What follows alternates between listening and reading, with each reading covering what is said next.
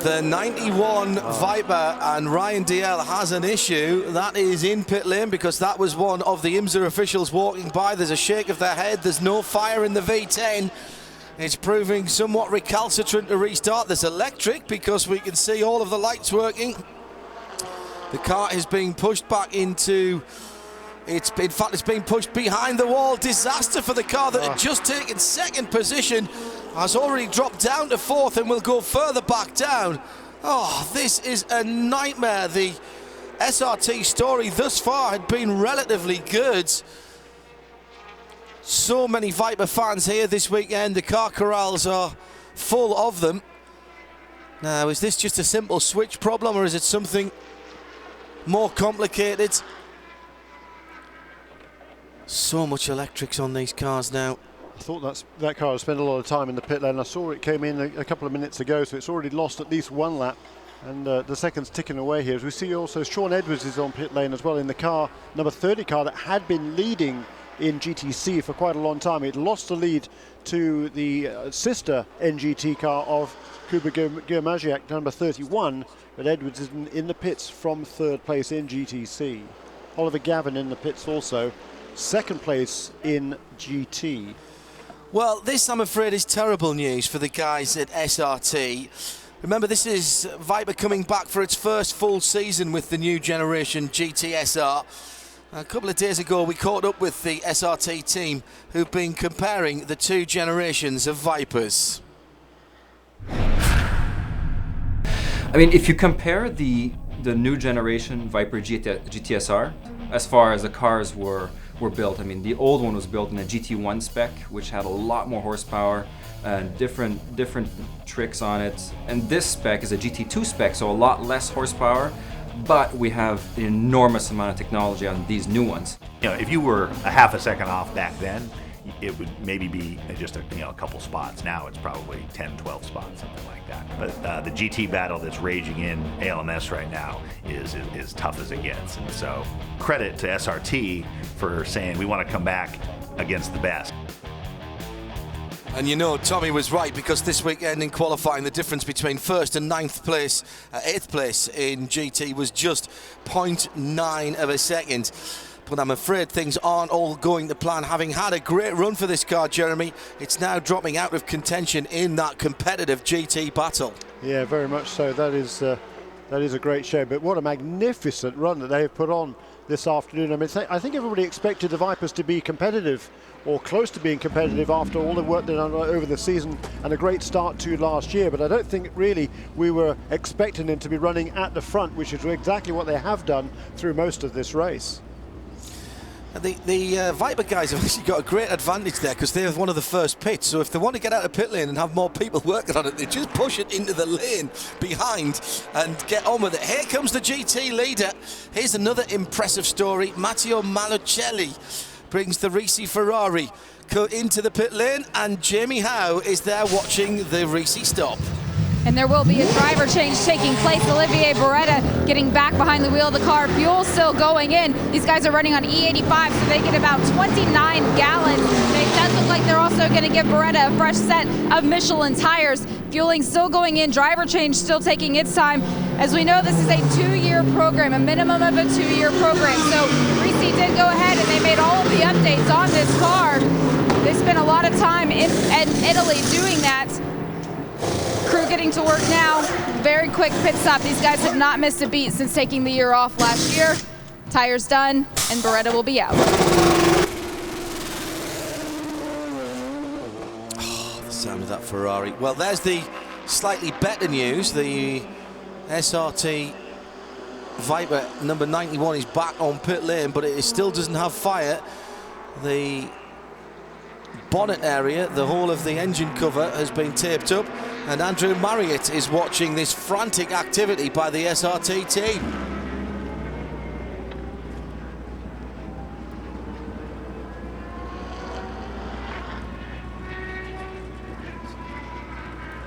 So I just talked to Ryan DL. He tells me, firstly they had some problems with the lights and they were flickering on and off, and now there's some sort of electrical short. They have fired it up, they've got it back onto pit lane, and possibly even hear it on my microphone revving up.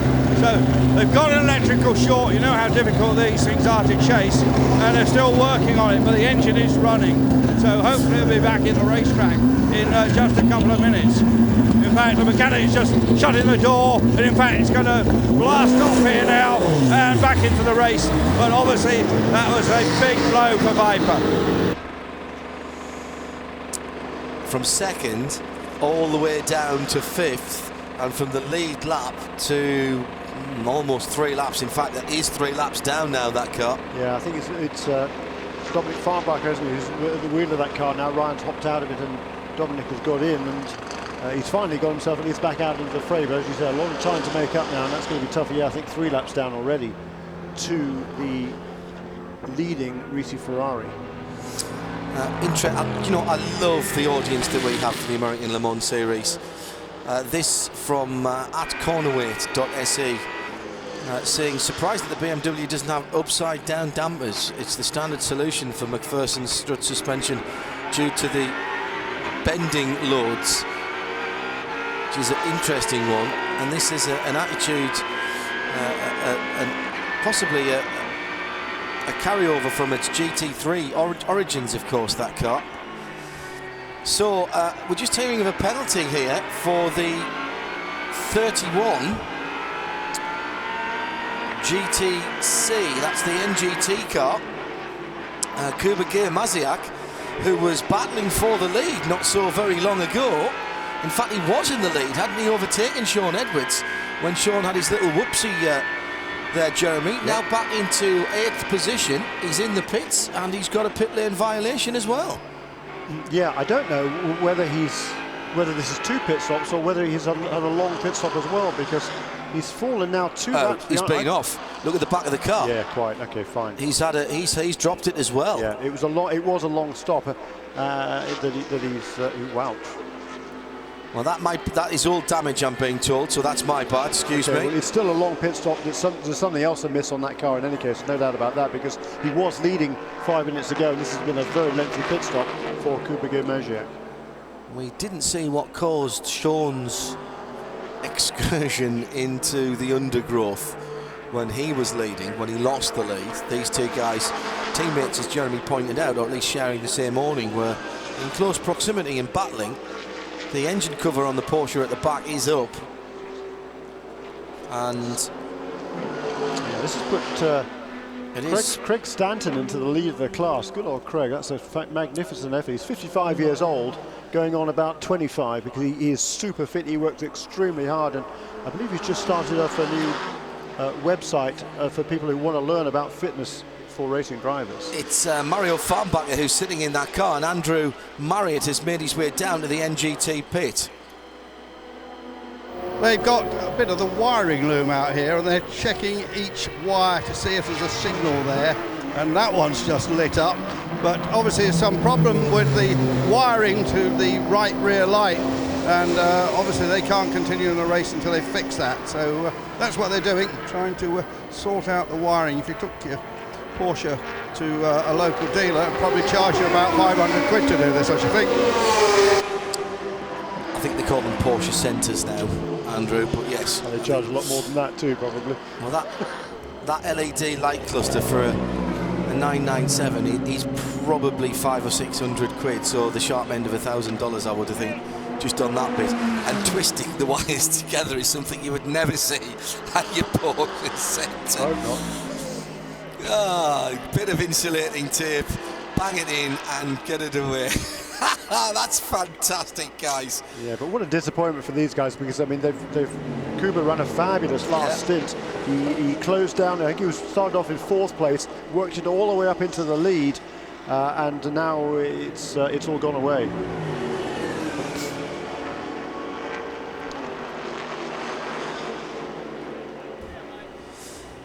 So that car dropping down now, getting down towards out of the top 10, Jim, in the GTC category. It has left.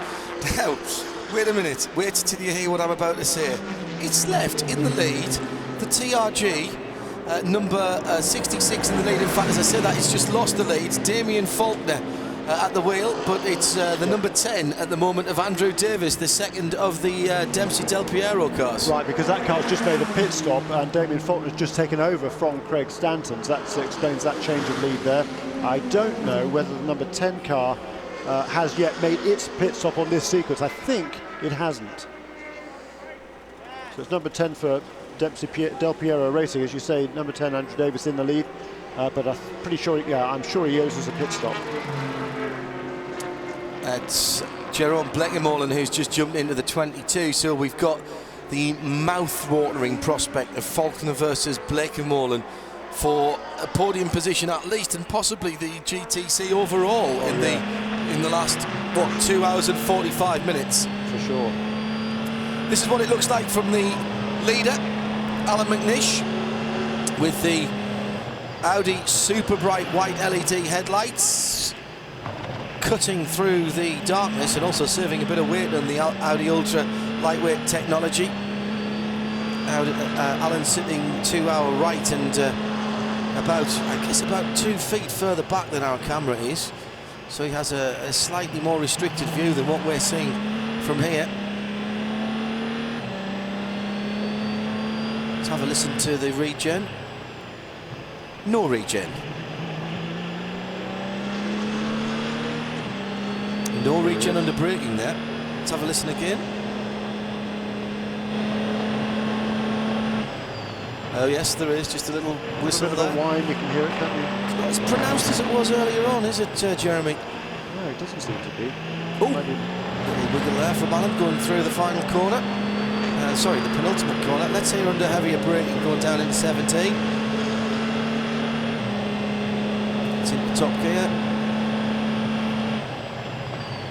Oh yes, definitely. There's a sharper edge to that engine note, even from inside the car, than there is from the number 1. So clearly some changes over the winter to the engine mapping or the exhausts or something on those cars. Can't wait to see them pitched up against the Toyotas when they come as part of the American Le Mans Series weekend at Austin, Texas later on in the year. Weaving his way through some GTC cars down there through turn 1.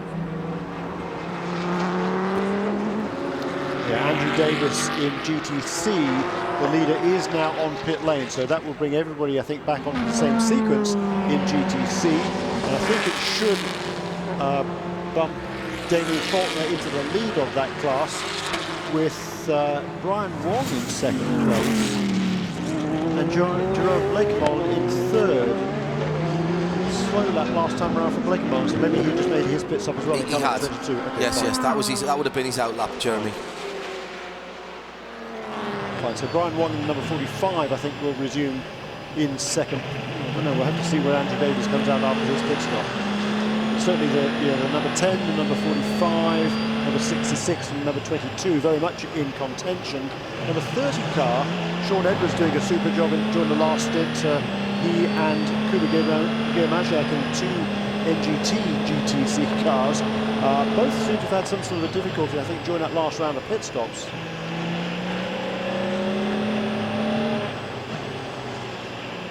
Alan McNish now fighting his way through traffic. Brilliant on-board pictures. Inching away again a little bit, the gap between first and second out to 14 seconds now. Just going past Tom Kimber-Smith there in the Greaves Motorsport 41 car.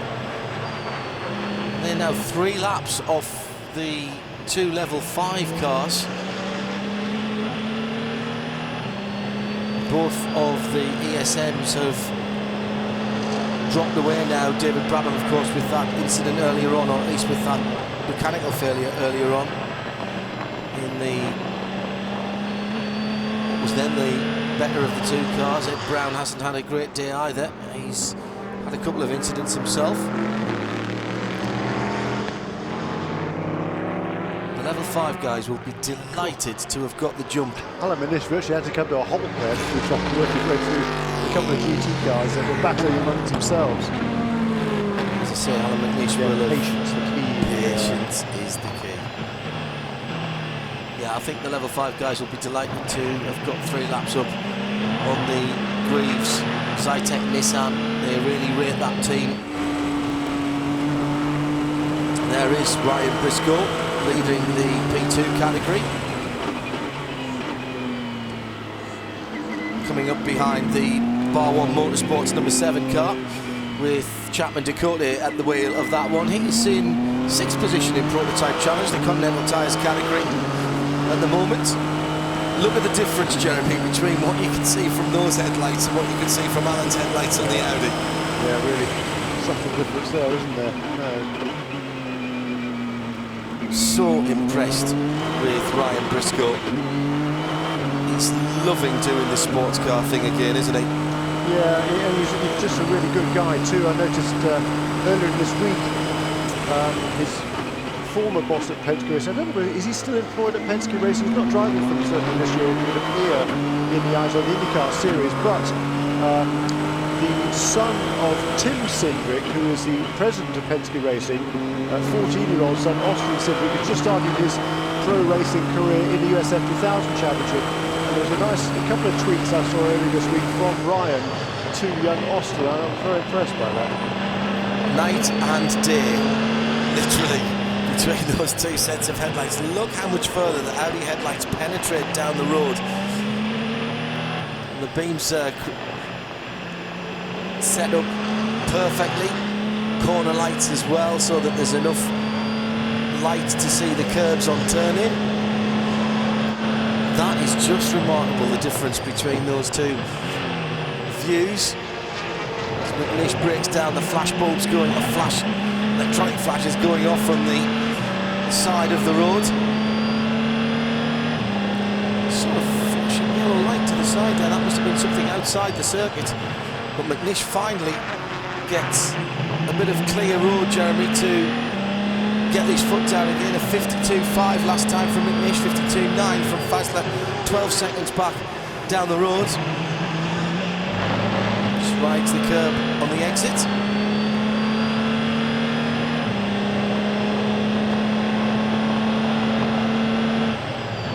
Notice none of that horrible flappy noise that we have in the number 1 car either through the S's. There's one of my favourite shots of the overnight. It's John Hindhaugh and Jeremy Shaw as we head into the last 2.5 hours. We're inside a normal ALMS race distance of 2 hours 45, 2:37 still to run. Thanks for being with us. Thanks for staying with us. Awful lot of you clearly have been here right from the start on ALMS.com and our syndicated partners around the world. Great battle for 2nd and 3rd in Prototype Challenge at the moment with the 05. John Bennett and Stefan Johansson. But before we head into the last 2.5 hours, let's remind ourselves of some of the action. And there's been plenty to go through. From the start of the race, the 2 e-tron Quattros really have dominated proceedings as far as the first couple of positions are concerned. Although, as you'll see, it hasn't been plain sailing all the way through. Penalties have been the story of the day, and we're not talking about a soccer shootout, we're talking about avoidable contact. The number 3 got 1 to start with, but that wasn't the end of its problems. The Corvette going behind the wall with gear selection problems. They tried to fix it in the back of the paddock, but it has since had further problems. Not quite as big or as spectacular as Andy Merrick in the Delta Wing, the new 2-litre engine expiring early on in the piece.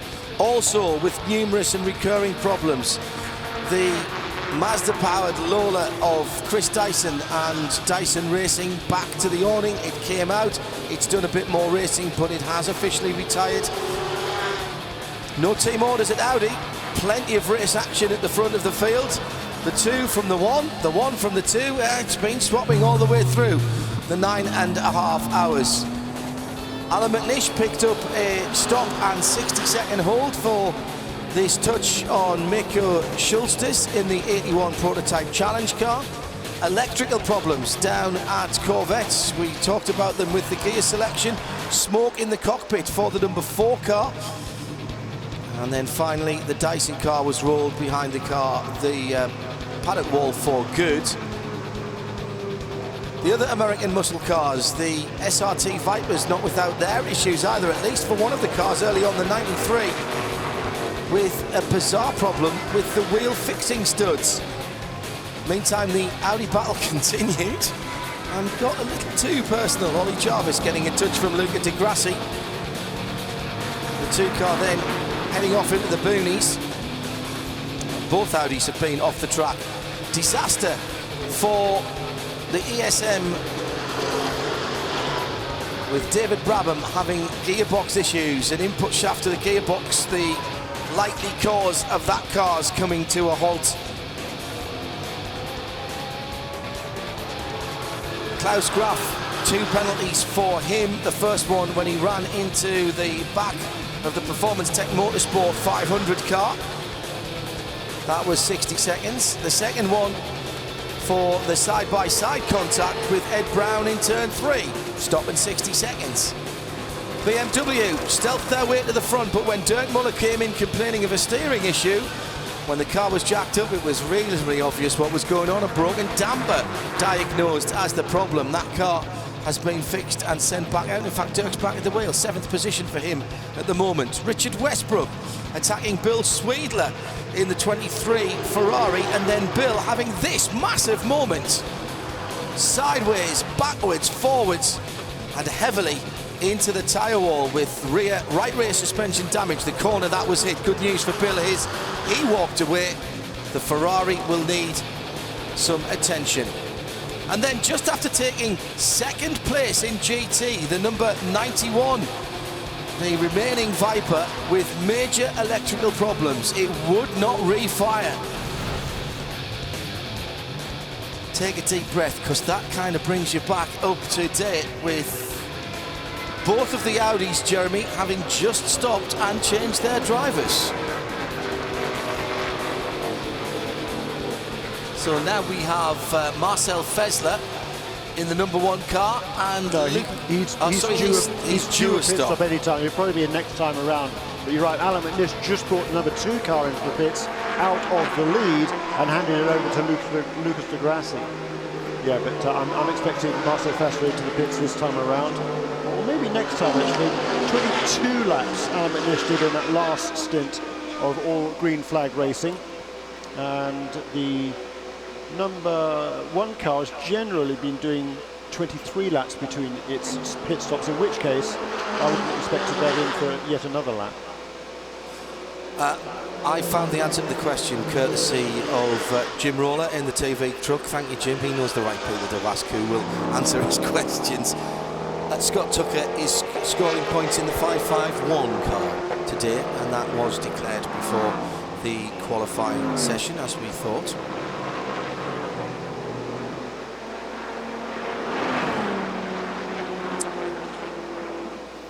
Something dragging on the ground at the back of that Audi, Jeremy? Was it just...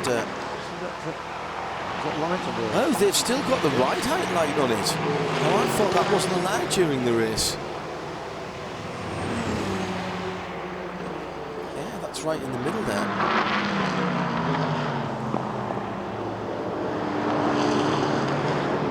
Yeah, clearly visible in the middle of the car. Let's have a listen to Marcel Fessler, who comes into the pits. 284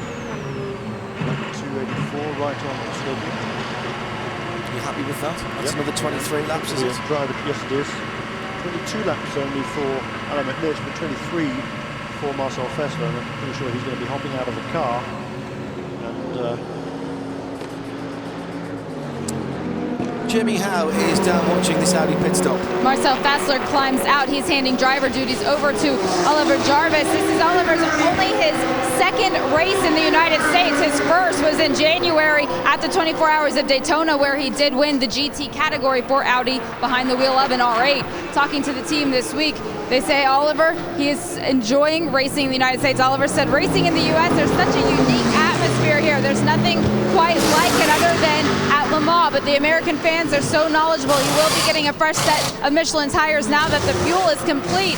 The tape that they put on the underside of the car, it looks like it might have fallen off. I don't see it hanging over anymore, and he is complete. It didn't sound as bad as it has done, so whether they've turned the wick down a bit or changed the tyre pressures a little bit. I think that was the other Audi going through. I think so. I couldn't hear it, so it probably was.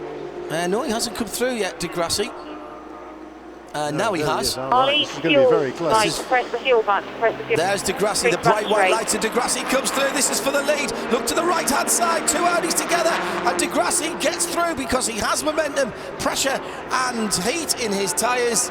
And Marcel Fessler is coming out of the pit lane. No tyre warmers allowed, remember, in this form of racing, so you are really on tiptoes going out for the first lap or so. So easy to be so aggressive as we saw with Alan McNish earlier in the week. So a great job by the number 2 crew to get them round and through in the lead. And Luca Degrassi leads the motor race with exactly 2.5 hours to go. Yeah, it was number 2 car that led before this round of pit stops, so situation kind of normal there. It's going to be interesting to see what the gap was. I think it was about 10 seconds before this round of pit stops, and probably by the time that the both of them get up to speed, it'll be about the same, I would imagine. So on lap 285, we'll have a 22nd change of leadership. This battle seems to be going onward again. In the PC class, it's still Mike Gouache who leads in the 52 for PR1 Matheson Motorsports. He's had a good long stint in that car, Jeremy, hasn't he? Yes, he has. And Stefania Hansen, he's at the wheel now of the 2nd place car, and he has been closing, not by very much, but he has been closing less than half a minute between the 52 and the number 8 of Stefania Hansen. And John Bennett is in 3rd place now for Core Autosport. Alex Popow at the wheel of number 9 in 4th place for RSR, about 50 seconds behind John Bennett. And the excitement we were hoping for in GTC has arrived. Damien Faulkner confirmed in 1st position, as you thought he might be, Jeremy, when the pit stops cycled through. So the TRG, the Racers Group Porsche, the blue 66 car, leads. It's Brian Wong in 2nd place, 45 seconds behind in the 45 Flying Lizards. And then Jerome Bleekemolen will be in 3rd place, and he is a further 7 seconds back from Brian Wong. So the top 3 in GTC only separated by 52 seconds with 2.5 hours still to go, and that is by no means over. We've seen things change very quickly in GTC. If we know anything about GTC is don't write your press release until everyone's crossed the line. Very much so. Often we seem to see lead changes on the last lap, but I think it's going to take probably a full course caution to get some of the other guys in contention with Damien Faulkner, because you give Damien Faulkner a 45-second lead, and that's going to take a lot of catching down, even for somebody like Jerome Bleekemolen. I'm touching wood as you say that, because Damien was massively in with a shout for the Rolex victory, and didn't manage even to get on the podium. And sorry, that's not true, they were on the podium. The Porsche was 3rd, wasn't it? Behind its team car, the Audi of Alex Job Racing. And those guys did such a good job. Damien coming so close to the watch. Rolexes for the winners here, I'm told, as well this weekend. So Alan McNish may yet get the watch that he desires so much. Somewhat ironic as he is a Tag Heuer ambassador, of course, as an Audi driver. Does have a black face Rolex from winning Le Mans a few years ago. It was the R8R.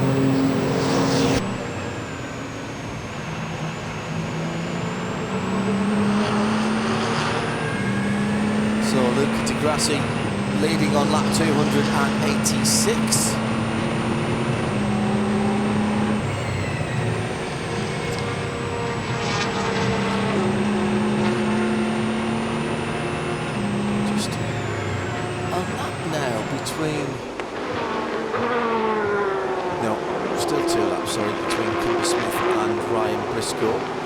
Only a lap between themselves. They must be a bit closer to Pagenaud in the P2. 551, 552 and 41.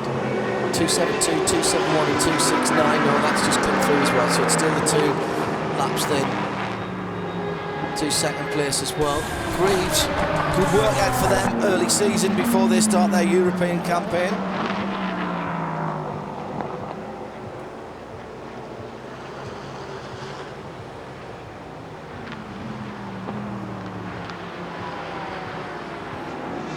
Seconds now between Ollie Jarvis, who's aboard the number 1 car, taking over from Marcel Fessler.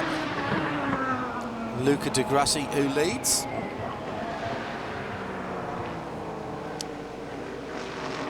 At Spec Utainment, at Jeremy Shaw Racer.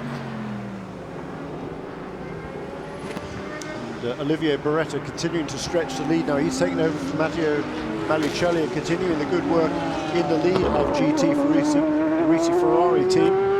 It's a better part of 53 seconds is the gap from first to second. And Oliver Gavin making steady progress, really turning very quick laps. He was more than a second quicker than Olivier Beretta, and almost 3 seconds quicker than Nick Tandy on that lap. He's now just 12 seconds behind the Porsche. Is Oliver Gavin in car number 4, the Corvette, making up for that penalty that was served by Oliver Gavin, but incurred by Richard Westbrook as a result of the contact with the number 23 car a couple of hours ago.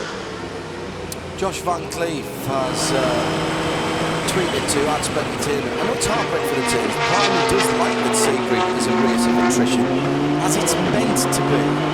I'm not sure I agree with the sentiment about that Josh says there, Jeremy, but I know what he means. We've become so used, haven't we, even in long-distance endurance race, to almost faultless reliability in races that are getting quicker and quicker. It's almost a shock when a BMW has a damper issue or a Porsche breaks down, or we just don't expect to see this. No, it doesn't happen very often, and even on a track as rough as this one. I mean, this is a real test of man and machine, this place. We've talked about it all the way through the show.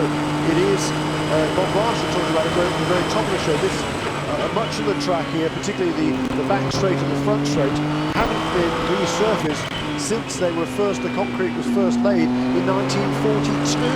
When this was first turned into a hard surfaced airport. So it's been a long, long time. And those concrete is certainly showing its age. If you walk out on it, you'll see how rough it is. And it really does take make these cars take a bit of a beating. And plus the curbs here, running off the road as you invariably will do during the course of the race. It's one of the toughest tests of machine anywhere in the world. Good run by Marcel Fessler from the number 1 Audi. He's handed over to Ollie Jarvis, who sits in second position at the moment, and Jamie Howe is down in the Yost Audi pit, and we can have a chat with him now with Jamie. It was Marcel Fessler who claimed the pole position and a new qualifying track record. Marcel, we're getting into the 9th stages of this race. What condition is the number 1 Audi in? Yeah, still in a good condition. We just lost a flick during my stint. I hit a Porsche very little, but the car seems to be quite okay. We know that you guys come here to test for the 24 Hours of Le Mans. It has not been trouble-free for Audi today. What work needs to be done before the 24? Yeah, you know the new car is pretty new, so there's for sure still a little bit of homework to do. That's the reason why we are here, because test the race car under race condition is the best what you can do, and Sebring is a really good racetrack for doing that. So at the moment we're still leading. That's a good thing, both of us, and just try to keep the rhythm high. And we're still a little battle between car number 1 and car number 2. Will you get back in, or will Benoit finish out the race? No, I think now I'm finished, because it's just 2.5 hours left. So it's Oliver Jarvis in the car, and then normally Benoit is his drive after. So I think I'm free now. Good job. Go get some rest. Kevin Ernst says, it appears to me that there has been way fewer full course cautions than last year. I think you're absolutely right, to be honest, Kevin. Jeremy's going to look that up, and there's a simple reason for that. We had 42 cars start this year. We had 60 odd last year, and far more fast prototypes at the head of the field, because it was a WEC round last year. It was the 10 plus last year? Yeah, 10 plus, 10 plus 1. It was 11, they're right. This time we've only had just the 1, 2, 3, 4 for 5 laps each and one of 6 laps. So last year it was 53 laps of the race and 11 cautions in total. 12 hours. Hello to Egan Sanford, who's just tweeted F1 qualifying started, didn't like it, I've come back to the excitement of Sebring. Hello to all the Danish viewers. Good man. You can tape that and watch it later. Into the pit lane. Oh, what a shame. This is the Del Piero Dempsey Tully's Coffee sponsored Porsche. And this is Michael Avenatti, the best place of those two cars. He was in 5th position in GTC. He's going to lose that, I'm afraid. He's got a right rear puncture. But that car otherwise looking in pretty good shape, Jeremy. And it'll be 4 tyres for that car. Andrew Marriott is down there.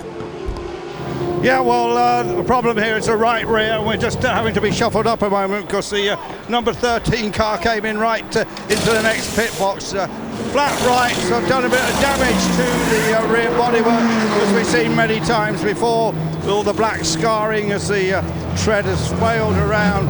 The new right rear is going on now, and that car will be going away because Andrew Davis has done a great job in this Tully's Coffee car.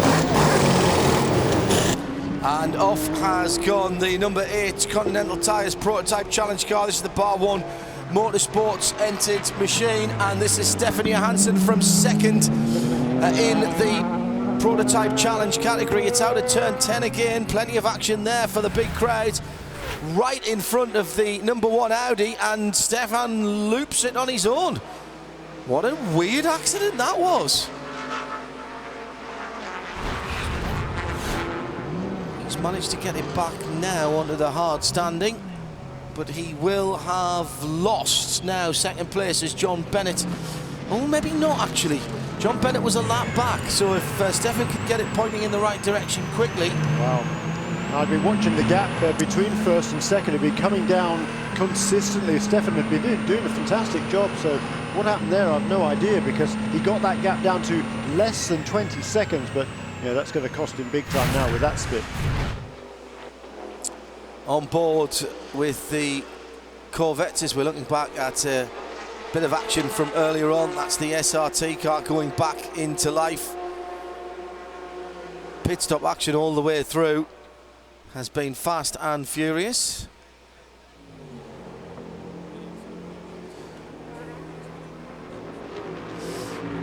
Michael Avenatti has, I'm afraid, had insult added to his injury. That right rear problem on the Dempsey Del Piero car is going to be compounded by a stop and go for speeding on the pit lane. Look at the guys at Rebellion. Are they still revved up in the 12 car with Heidfeld? Yes, they are. Still only 4 laps behind the Audis, and this is a real fillip for them. It's possibly not been quite the quickest car out there, although it should. Both Rebellions, Jeremy, at the right in the first few laps, maybe the first hour, showed good speed, and it seemed that they could match the speed of Muscle Milk. When Muscle went by, they kind of let them disappear into the distance, eased their pace a little bit, but this has been a reliable and consistent run from, well, certainly the 12 car. Not quite so good for the 13. They've had some issues, but I think Bart Hayden will be reasonably pleased with this. He's first foray into the American Le Mans Series as a full season entrant. I think I would certainly hope so, because you're right, the 12 car, it hasn't had quite the pace, I don't think, of the HPD of the Muscle Milk team. The fastest lap would attest to that, 47.992 for the number 6 car, the HPD. The best that either the Lola Toyotas could do was a 48.6, so 7/10 difference between those two cars. But it's all about keeping your nose clean, and that is not what the number 6 guys have been able to do during this race. Romain Dumas now has taken over from Lucas Luhr and will bring that car home to the finish. And I think now they're perhaps within a lap of the number 12 car. If not, they were 2 laps down. I think they might now be just a 1 lap down. And on board with Rebellion, slightly different look from that car than it is from Audi. Still not the greatest amount of forward vision, but you can see it is a little better than the Audi because the air pillars aren't quite as thick. But what still encroaches into the driver's vision and particularly hurts the positioning of the car are those 2 big wheel arches, the fenders either side. You're almost looking down a tunnel between that and what is really just a letterbox of a windscreen, isn't it? Yeah, that's right, because the Lola B1260 does have those larger front wheels than we saw on the previous generation of Lola prototype sports cars. So yeah, the visibility is not particularly good. I think it's still a little bit better than the Audi, but it isn't the best, that's for sure. I think it's probably showing us Nick Heidfeld still at the wheel of car number 12. I thought he handed over to Neil Gianni during that pit stop. The Rebellion Toyota engine revving away there behind the driver's head. It's good points this for Rebellion. Pit stops now for the leader also in PC. The car number 52, Michael Gouache, bringing that car into the pits. And has given up the lead despite that spin from Stefan Johansson. The 8 car goes through Jeremy, the Bar 1 Motorsport, and he's now in the lead. Obviously, owing us a pit stop not too far down the road, but Stefan lost a little bit of time there, but no positions. And in fact, as I say, on the rotation of the pit stops, has gone through into first place in PC, 9th position overall. GT, by the way, Olivia Beretta, Ollie Gavin and Nick Tandy, all still on the lead lap,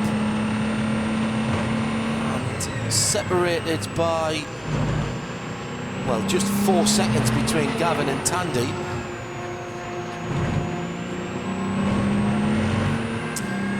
So much technology in the cars nowadays, not just on the dashboard, but also on the steering wheel. Jamie has more. Let's go back to 1999 when Audi first came to Sebring. It was with the Audi R8R. This is the steering wheel that came out of that car. You can see how simple it was. Only 3 control buttons for the driver. There's the radio, the pit lane, and the high beam. You can see it didn't have paddle shift. That was actually only for just here at Sebring. By the time they got to the 24 Hours of Le Mans, they had added the paddle shift on the back. Let's fast forward to 2013. This is the steering wheel out of the new Audi R18 e-tron. This is actually the spare, so I have to be very careful with it. But you can see all of the new electronics that's on it. This is the digital display screen where the driver can toggle between all of the different pages of data, all of their controls that they could do, their drink, the start. They also have the paddle shift here. And then the top ones, these are the high beams. We know how much they like to flash those lights at the GT cars. So it's a natural progression in the technology on the outside of the car as well as the inside of the car. Thank you, Jamie, for that, because I've just had a Twitter message through for somebody asking what those top paddles were for, because they saw Marcel Fazler flicking them quite intensively and thought he was pre-selecting a gear. It's the high beams. The difference in cost in those 2 steering wheels? Probably about 10 grand. No, nearer to 30, I would say. No way. I think so, yeah. Oh. With all the technology that's in there, yes. They are very, very trick pieces these days. But you know what? The other one, the one from the original car, yeah, it might have cost them 500 maybe. Yeah, but you know what? They still turn the steering wheel and the wheels in exactly the same way, don't they? They do an awful lot more too. That was quite amazing. Great piece, Jamie. Yeah, well done, Jamie. Let's go back to GT. The yellow headlights to closest to us is Olivia Beretta leading the GT category in 14th position overall, 269 laps, and he's got just over a minute on Ollie Gavin. What a great return so far for Risi Competizione, Jeremy, with a 13 car. It's ever turned out absolutely immaculately, as you'd imagine from Giuseppe Risi and the Ferrari of Houston organisation. Yeah, but you made the point there that it was to Oliver Gavin. Oliver Gavin now is up into 2nd place and only about a minute behind, so he's made up quite a bit of ground in the Corvette, and we'll see whether he can continue to do that. He's moved Nick Tandy back to 3rd place in the Falcon Tires Porsche. Still an excellent run for those guys, and they have, I think, a lap in hand over the best of the BMWs. That's number 55 car with York Mueller now at the wheel of that car. But the battle is still on. We've got, what, 2 hours to go, a minute between Beretta and Gavin. I think he's going to struggle to make up a minute, but that car, the Chevy Corvette, certainly has been a very, very fast machine today. Ollie Gavin in that number 4 car. By the way, just seeing that Audi steering wheel, it's very reminiscent of the SRW S1 steering wheel that I use on Sim Race with, and the Steel Series wheels. So once again, life imitating gaming, or maybe it's the other way around. Especially with that 4-paddle setup, that's exactly the same. Not very easy to use. So does Marcel Fessler. Through traffic, oh, there's a touch, and Ollie Gavin's in the side of the 31 NGT car. The NGT Motorsports car, which is driven at the moment by... Who is in that car at the moment? It must be further up the ante than I thought. No, further down, because they had a long stop. Oh, it's Mario Farnbacher. It's Mario Farnbacher, yes. Remember they had that stop, didn't they, when they had the engine cover up? Oh, Ollie Gavin sticking his nose in where it certainly wasn't wanted by Farnbacher. Great shots from the onboards again, these high-def onboard cameras and even our outside cameras. You've got to say that these shots that we're seeing in the darkness now, it's fantastic now. Really transformed nighttime racing. Just a few years ago, this just would have been lights that we couldn't identify the cars from, quite frankly. There is Ollie Gavin, yeah. 11 car, which is back into the 5th place in GTC. Now look at that big screen in the middle, and we're watching the radar. Now that's something going away from him. The little arrow on the radar screen is disappearing. 4th gear, you can see. Not got the blue lights either side of the normal dashboard that would show him the traction control working. They cut that wire because it was smoking and causing a short on the digital readout. That's what they did, reached in, cut it, so he hasn't got the visual display of how much the rear wheels are spinning. But what he still does have is the TFT screen ahead of him, multicolour of course. I'm just waiting to see a faster prototype or something come up behind him so we can give you a graphic display of this fabulous radar. They've been working on that for at least a couple of years, haven't they? Yeah. Well, GM have always been quite clever with that. Do you remember that they had on the Cadillac prototype at Le Mans a few years ago, they had that night vision system for the guys as well, which was really impressive. So Ollie's just gone across the line. You can see how dark it is behind him there. Light shining down onto the track sometimes blind the rear view camera. So the perfect thing to do is to have this radar system. We'll keep an eye on it for you.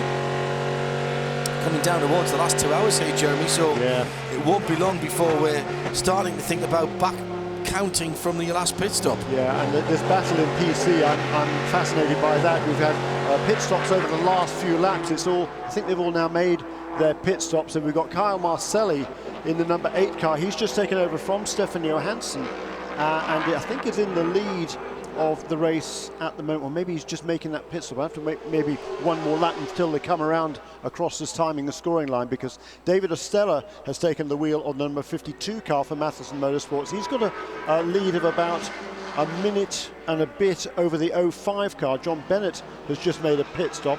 I'd be surprised, he's shown as still as in the wheel, I'd be surprised if he didn't hand over that car to Colin Brown.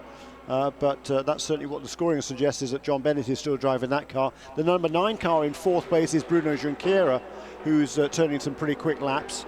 And the number 500 car, 5th in the class, is Tristan Nunez, who's been driving. He took over from Charlie Shears, I don't know, about an hour ago. And I'm sure the plan is for Tristan to finish off this race as he started it. A 17-year-old. Question coming in from Adriel MH at Specutainment. Is the R18 steering wheel made of carbon fibre? Partially, yes, absolutely. That's why it's so expensive. There are companies now who specialise in doing just that. Formula One and high-end racing car steering wheels, bespoke to particular patterns with those multiple switches on, and even the digital display in the middle of them. And quite often those switches are multifunction and can be used to adjust many different things. Pinky says that loves nighttime racing. You really sometimes can't see anything, can you? Yes. All kinds of strange things going on in the dark. And at MPAL1, Marcus P, Melbourne resident, listening to Jeremy and I, rather than watching F1 qualifying, which is just around the corner. Yeah, we've got I think all five cars are on the lead lap in PC. David Estella leads by about 18 seconds over Carl Marcelli. That's the 52 from the number 8 car. Number 9, Bruno Junqueira, has just got himself up into 3rd place. Junqueira in number 9 has just overtaken John Bennett in the 05 car, and looming up very quickly behind him, and the fastest of all of these 5 is Tristan Nunez in the number 500. He's only now, what, about 4 or 5 seconds behind John Bennett, and last lap he closed on him at about 7 or 8 seconds. Drop note at the pit stop, or something not going well, somebody stalling and not restarting. All of those gaps could vanish very, very quickly indeed. It's only 11 seconds as well at the head of the field at the moment between the two Audis. Neil Yarley hanging on there, still only 4 laps back in the number 12 Rebellion Lola Toyota. Romain Dumas is a full lap back in 4th position, second of the ALMS runners, and he has got 3 laps on Matthias Besch in 5th position in the number 13 Rebellion car. 52 seconds is the gap between Simon Pagenaud in 2nd in P2 in the 552 to Ryan Briscoe in the 551. Tom Kimber-Smith a couple of laps back from that in the Reeves Motorsport Cytec Nissan. The PCs we've just mentioned, the GTs, Olivier Beretta by almost exactly a minute and 3 seconds to Ollie Gavin now in 2nd. He's got something in the region of 16 seconds to Nick Tandy in the 17 Falcon Tyres Porsche. Could be another podium for Falcon Tyres, Jeremy. That would be a good finish for them. Yeah, particularly here at Sebring. It's a really tough track, and yeah, they've been fast here in the past. So this is the track where I think when they first really shone. Zoltfensler had a fabulous opening stint a couple of years ago, even 3 years ago. I can't remember now. I think he actually got into the lead in the early stage of the race, but then as the temperatures came up and they slipped back a little bit. But this race, they've been pretty consistent all the way through. It's a great run by those guys. They are going to be absolutely delighted with the longevity of the tyres. Still not quite there. I think they'd be the first to admit that. But certainly since the, I mean, you called it very early on, Jeremy. Certainly since the temperatures have come down, they have had less difficulty in making those tyres last a full stint at racing speeds. Yeah, and what they've worked on particularly over the winter is the consistency of those tyres, and that most definitely is improved compared to last year. Let's hope they can maintain that through the season. Here's a problem. Is that a Viper? That is a Viper. That is the one. That is the 91 car, isn't it? With the red inside. Yes, it is, and it's refired. It's Dom Farnbach at 5th position. Only 25 seconds ahead of Ricard Leitz, though, in the Paul Miller Shortboard Watchers Porsche. That's on board with Dom, the red glow. The other one, I think, has got a sort of greeny-blue glow on the neon on the cross brace of the roll cage. We're about to go over 300 laps for the leaders. No chance of a record run here, I don't think, although we should beat last year's total. Far fewer and shorter full course cautions. 325 laps last year. Yeah, we're going to blow that one into the weeds. I think 368 is the record, and that's just popped into my head from nowhere. So I may well have just made yes, but I may have made that up. Jeremy will delve into his records to find out if I did make it up or it was somewhere near right. Ollie Jarvis down to 10.5 seconds from the leader now. Took almost a full second out of Luca Di Grassi last time around. The GT battle, the trading tenths of seconds. You know, the thing I love about sports car racing is Ollie Beretta and Ollie Gavin are, what, a minute and 3 seconds apart. And they are trading tenths and fractions of tenths of seconds as if they were side by side banging wing mirrors. And effectively they're, what, 1.5 miles, 2 miles apart on the racetrack. How many laps did you say? 368. 383. Or 383, okay. I might have said 383. No, I said 368, yeah. Yeah, in 2009. So Dindo Capello, Alan McNish and Tom Christensen. And that was in the R15 TGI. 383 laps. 1,417 miles.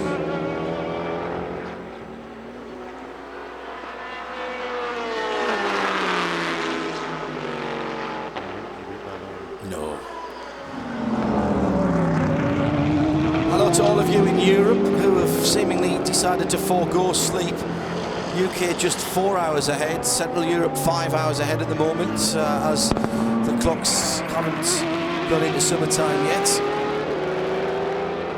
But thank you for your endurance and your enthusiasm. You've certainly kept me going with the tweets to @Specutainment.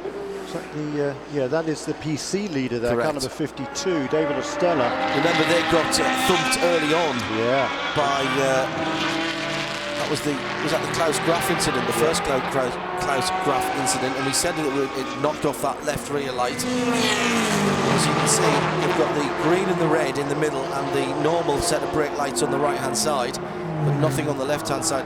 I've been impressed with David Ostella. Yeah, very much so. And I tell you what, Michael Gouache, the gentleman driver, supposedly, or the older driver, well into his 50s, is Michael. That was a great last stint that he put together.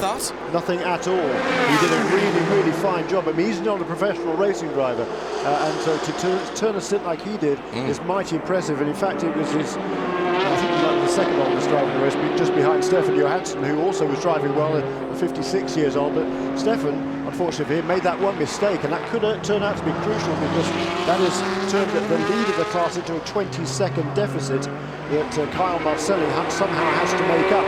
About 40 seconds behind them is Bruno Junqueira in third place at car number 9. But I'll tell you what, closing in on him at a rapid rate of knots lately has been Tristan Nunez, who's passed John Bennett in the Cora Sport Prime. At number 500, Visit Florida machine is only just over a second behind Bruno Junqueira and charging hard. He's been the quickest car in PC for most of the last half a dozen laps. I think all the last, except the last one. Carl Marcelli was marginally quicker. 7 seconds at the head of the field. Ollie Jarvis has got a bit of a wiggle on and took 2 seconds out of Luca Di Grassi last time, and 1 minute 50.6 for the lead Audi. Yeah, the gap when they after the last round of pit stops was around about 10 seconds, came down to about 7, then drifted out again to about 12 and a half. And since then, as you say, Oliver Jarvis has got his head down. 48.7 last time around, and just 7 seconds that margin between first and second. Tristan Nunez again, a 58.7 that time. David Ostella, the lead car in PC, he turned laps around about 2 minutes or maybe 1:59. Tristan's been doing 58s and 57s. He's charging on. He just got past Bruno Junqueira, no less. That's impressive. Dominic Farnbacher in the 91 SRT Viper. Let's head down to their pits and Chris Neville. I just checked in with Bob Riley on that 91 car. Really just an impressive run by this team all day. Lots of speed out of that car until they had that electrical problem. And what he said is essentially the car just shut down in pit lane. So when they backed it behind the wall, they turned off the traction control because they think it might be something with a wheel speed sensor on that Viper. And once they did that, the car did refire. Back out on track. I think they're down, about 2 laps right now. But they think they're pretty much out of the fight at this point in time, and that car no longer has traction control. Yeah, down actually 4 laps on the leader in class. And, well, they've got a battle on their hands with Ricard Leitz, who's just gone through into 5th position. And that would be a good result in itself for the 48 Shortpart Porsche. Jörg Müller, the 55, the best of the BMWs. Dirk Müller down in 7th position, not been a clean run for the News Dead Force this weekend.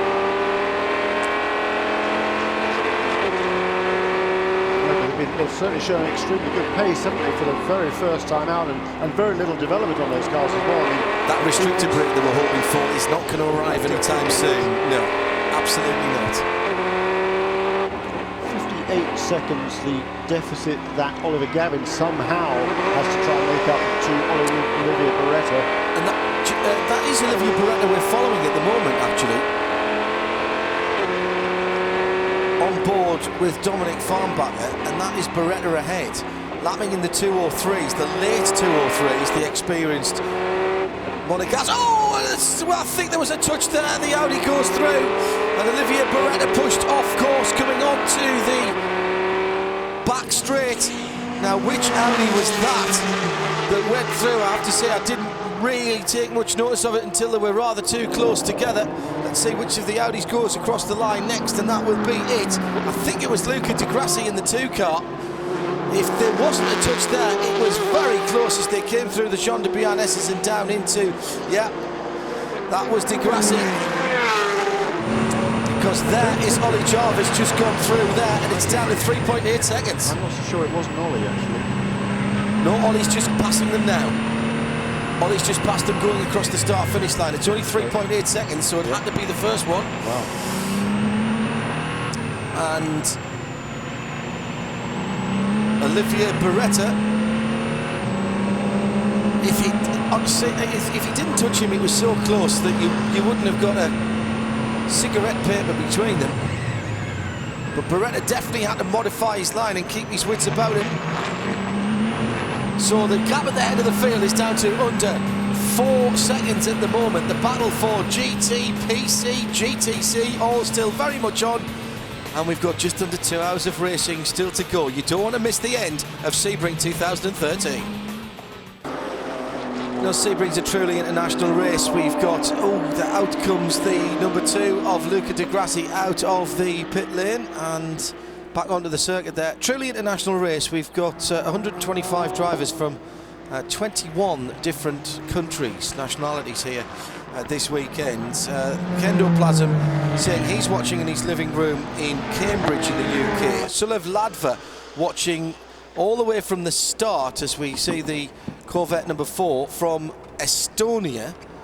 He'll be ending 5 AM local time. And Martin Kociusz checking in from Warsaw, watching on Motors TV, and hello to everyone there in Poland. So an international race, international drivers and manufacturers, and clearly a worldwide audience for the 61st annual Mobil 1 12 Hours of Sebring.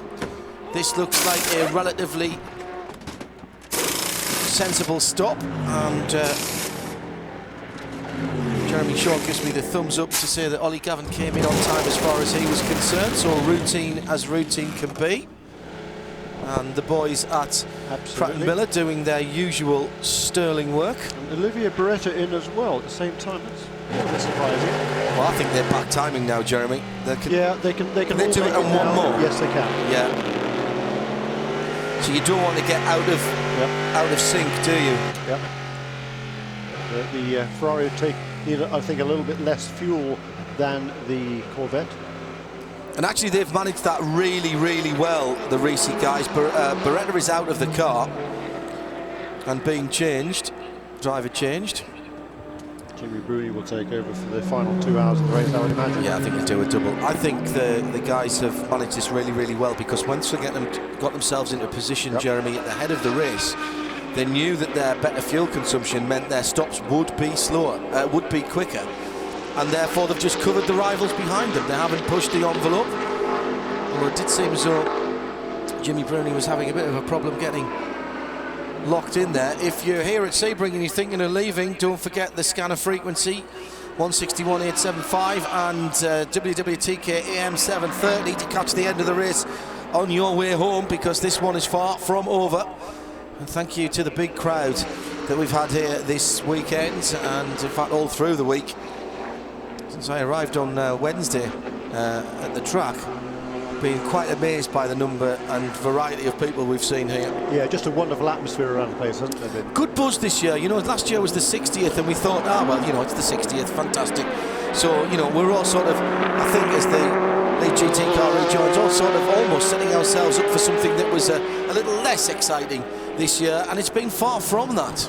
Yeah, I absolutely agree with you. I think we had that huge field last year with the WEC cars here as well for the 60th, but we got some fewer cars this time, but I think the racing has been, well, frankly, I think it's been even better. I think 63 is kind of too many cars, even on a track as long as this one, and 42 is about right. And we've had I think that's been borne by the fact we've had only 4 full course cautions so far in the 10 hours and 11 minutes that we've run. Yeah. You will have no truck from me on that, Mr. Shaw. Damien Faulkner now has 30.5 seconds, on second place. However, it is on Blake and Molan.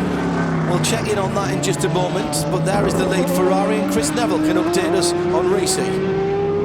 Well, you're talking about those cooler conditions and what these teams are doing with tires, and it's been interesting watching that Ferrari, that Risi Competizione Ferrari all day long, because they've been coming up with some very interesting tire combinations. Every time I go over there and check, early in this race when we saw higher temperatures, they were really working harder tires on the left side of the car. They started out with the rear softs on the right, and then they went to all hard on the left side of the car, softs on the right side of the car, and that really helped out with the tire wear. But as the temperatures have come down, both ambient and track temperature, they're going now back over to the softer tires. So this is a team that's really paying attention to that, trying to get everything they can out of that car. And I love seeing these guys working different combinations on all the different corners of the car. And again, exactly what we were seeing there, Jeremy, about Risi thinking their way through the race. The leader is in, and Chris Neville has run down from Risi. How does he do that so quickly, this is Chris? the one car. This is the car that we've seen with the problem with the floor, this car and the team, and actually me now looking underneath the car, trying to see that damage. And I checked in with this team just a little while ago. Oh, also a dive plane on the left front missing right now. And what the team said is the bottom of the car was definitely flopping around in the air early on, but because there's so much debris on the racetrack, sand, rubber, all kinds of different grit out there, that as that floor has been kind of bouncing around out there, it's actually getting packed in with that debris. So that that vibration that they had early on when that floor was vibrating, it really isn't doing that anymore because it's got so much debris packed up in there. So when they get that car off the racetrack, they're anticipating, you know, quite a few pounds to come off. Going to have to worry about the minimum to come out of that cup, but they're just anticipating a lot of debris to come probably out from underneath the floor in that car. But they said the issues that they had with it early on, not so much anymore on the handling side with that vibration. Yeah, they're not going to have to worry about minimum wear there, Chris. Thank you very much indeed. You see the order in which they came out of the pits there? I didn't notice I was looking the wrong way at the time. There's number 2 car. Where's the number 1? Ollie Jarvis has gone through. While we're trying to work that out, let's head down to Jamie. And it looks like Tommy Milner will finish things out here for the Ford Corvette. Ollie, what kind of a car did you hand over to him? I think a pretty good one. You know, we've been sort of going backwards and forwards a little bit with the car, and we've been battling a few penalties and incidents, and we had a wiring issue earlier on in the race. And we keep sort of getting put back some and then having to fight back.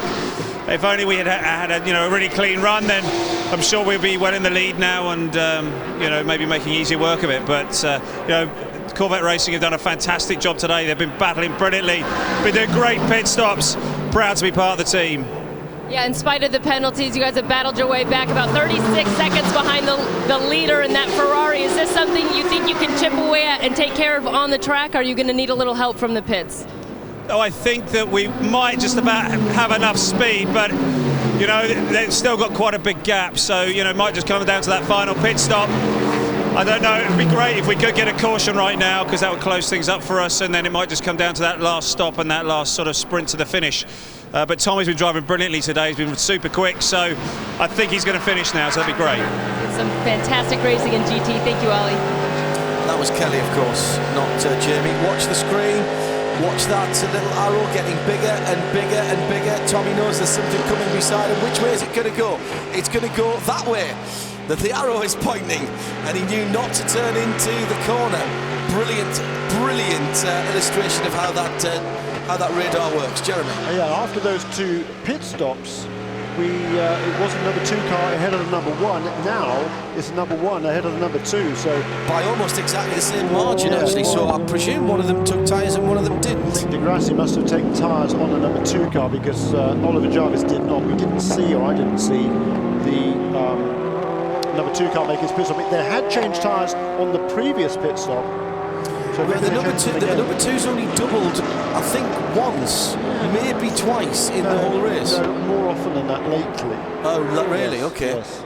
Well, maybe they're just changing compounds at this point. Hello to Kevin Ernsworth, watching from northwest Germany since the start. A day David Fairburn says, John and Jeremy, how will the classes work here with the amalgamation of Grand Am and the ALMS? Actually, it's far more simple than you might think. There will be 4, possibly 5 classes next year.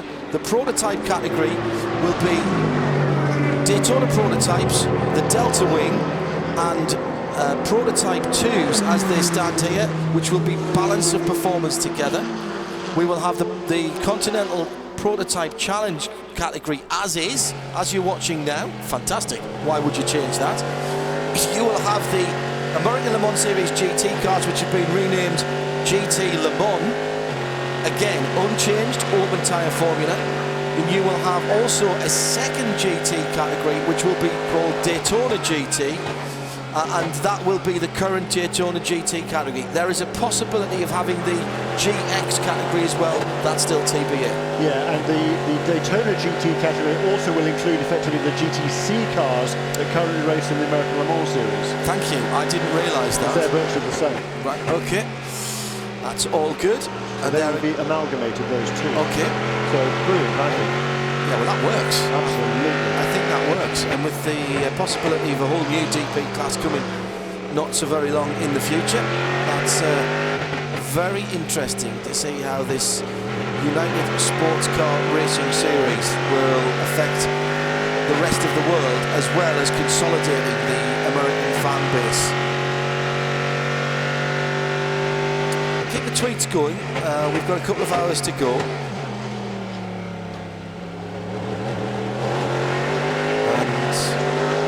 39 seconds now, the deficit from Tommy Milner to Jimmy Bruni in the number 62 Ferrari. So that gap has come down fairly regularly. Now Jimmy Bruni, who's definitely the quickest driver in that recent competition in Ferrari, he's at the wheel of that car. And last time around, both he and Tommy Milner turned virtually identical lap times. Hello to Anne Roller on Lake Norman. Right. Nice to know you're listening to Jeremy and I. You've always done a great job today. Pictures have been outstanding. The whole team have knocked it out of the park. Actually, quite seriously, I've had more tweets and emails about the quality of the pictures than I think ever before any American Le Mans Series race, or indeed any race I've worked at. So well done to all of our cameras as well. I'm not sure they can hear us at the moment, but I'm sure that will get passed on. And if you're here at the track, don't forget there's the opportunity to see the highlights programmes, or go to alms.com and download the archive of the race. Motors TV back in the UK will have replays throughout the week for those of you perhaps who are just coming in late on a Saturday night and have wished you TiVo'd or Sky Plus this. Motors TV with the whole of the American Le Mans Series this year, by the way, in Europe, so get used to seeing this quality of coverage for the rest of the season. It supplements their coverage of ELMS, WEC and Grand Am. Motors TV clearly becoming the place to go for sports car racing in Europe. 7.5 seconds between Degrassi and Ollie Jarvis, lapping 151.576 for Jarvis, 5.57 for Degrassi. Those are two very well matched cars.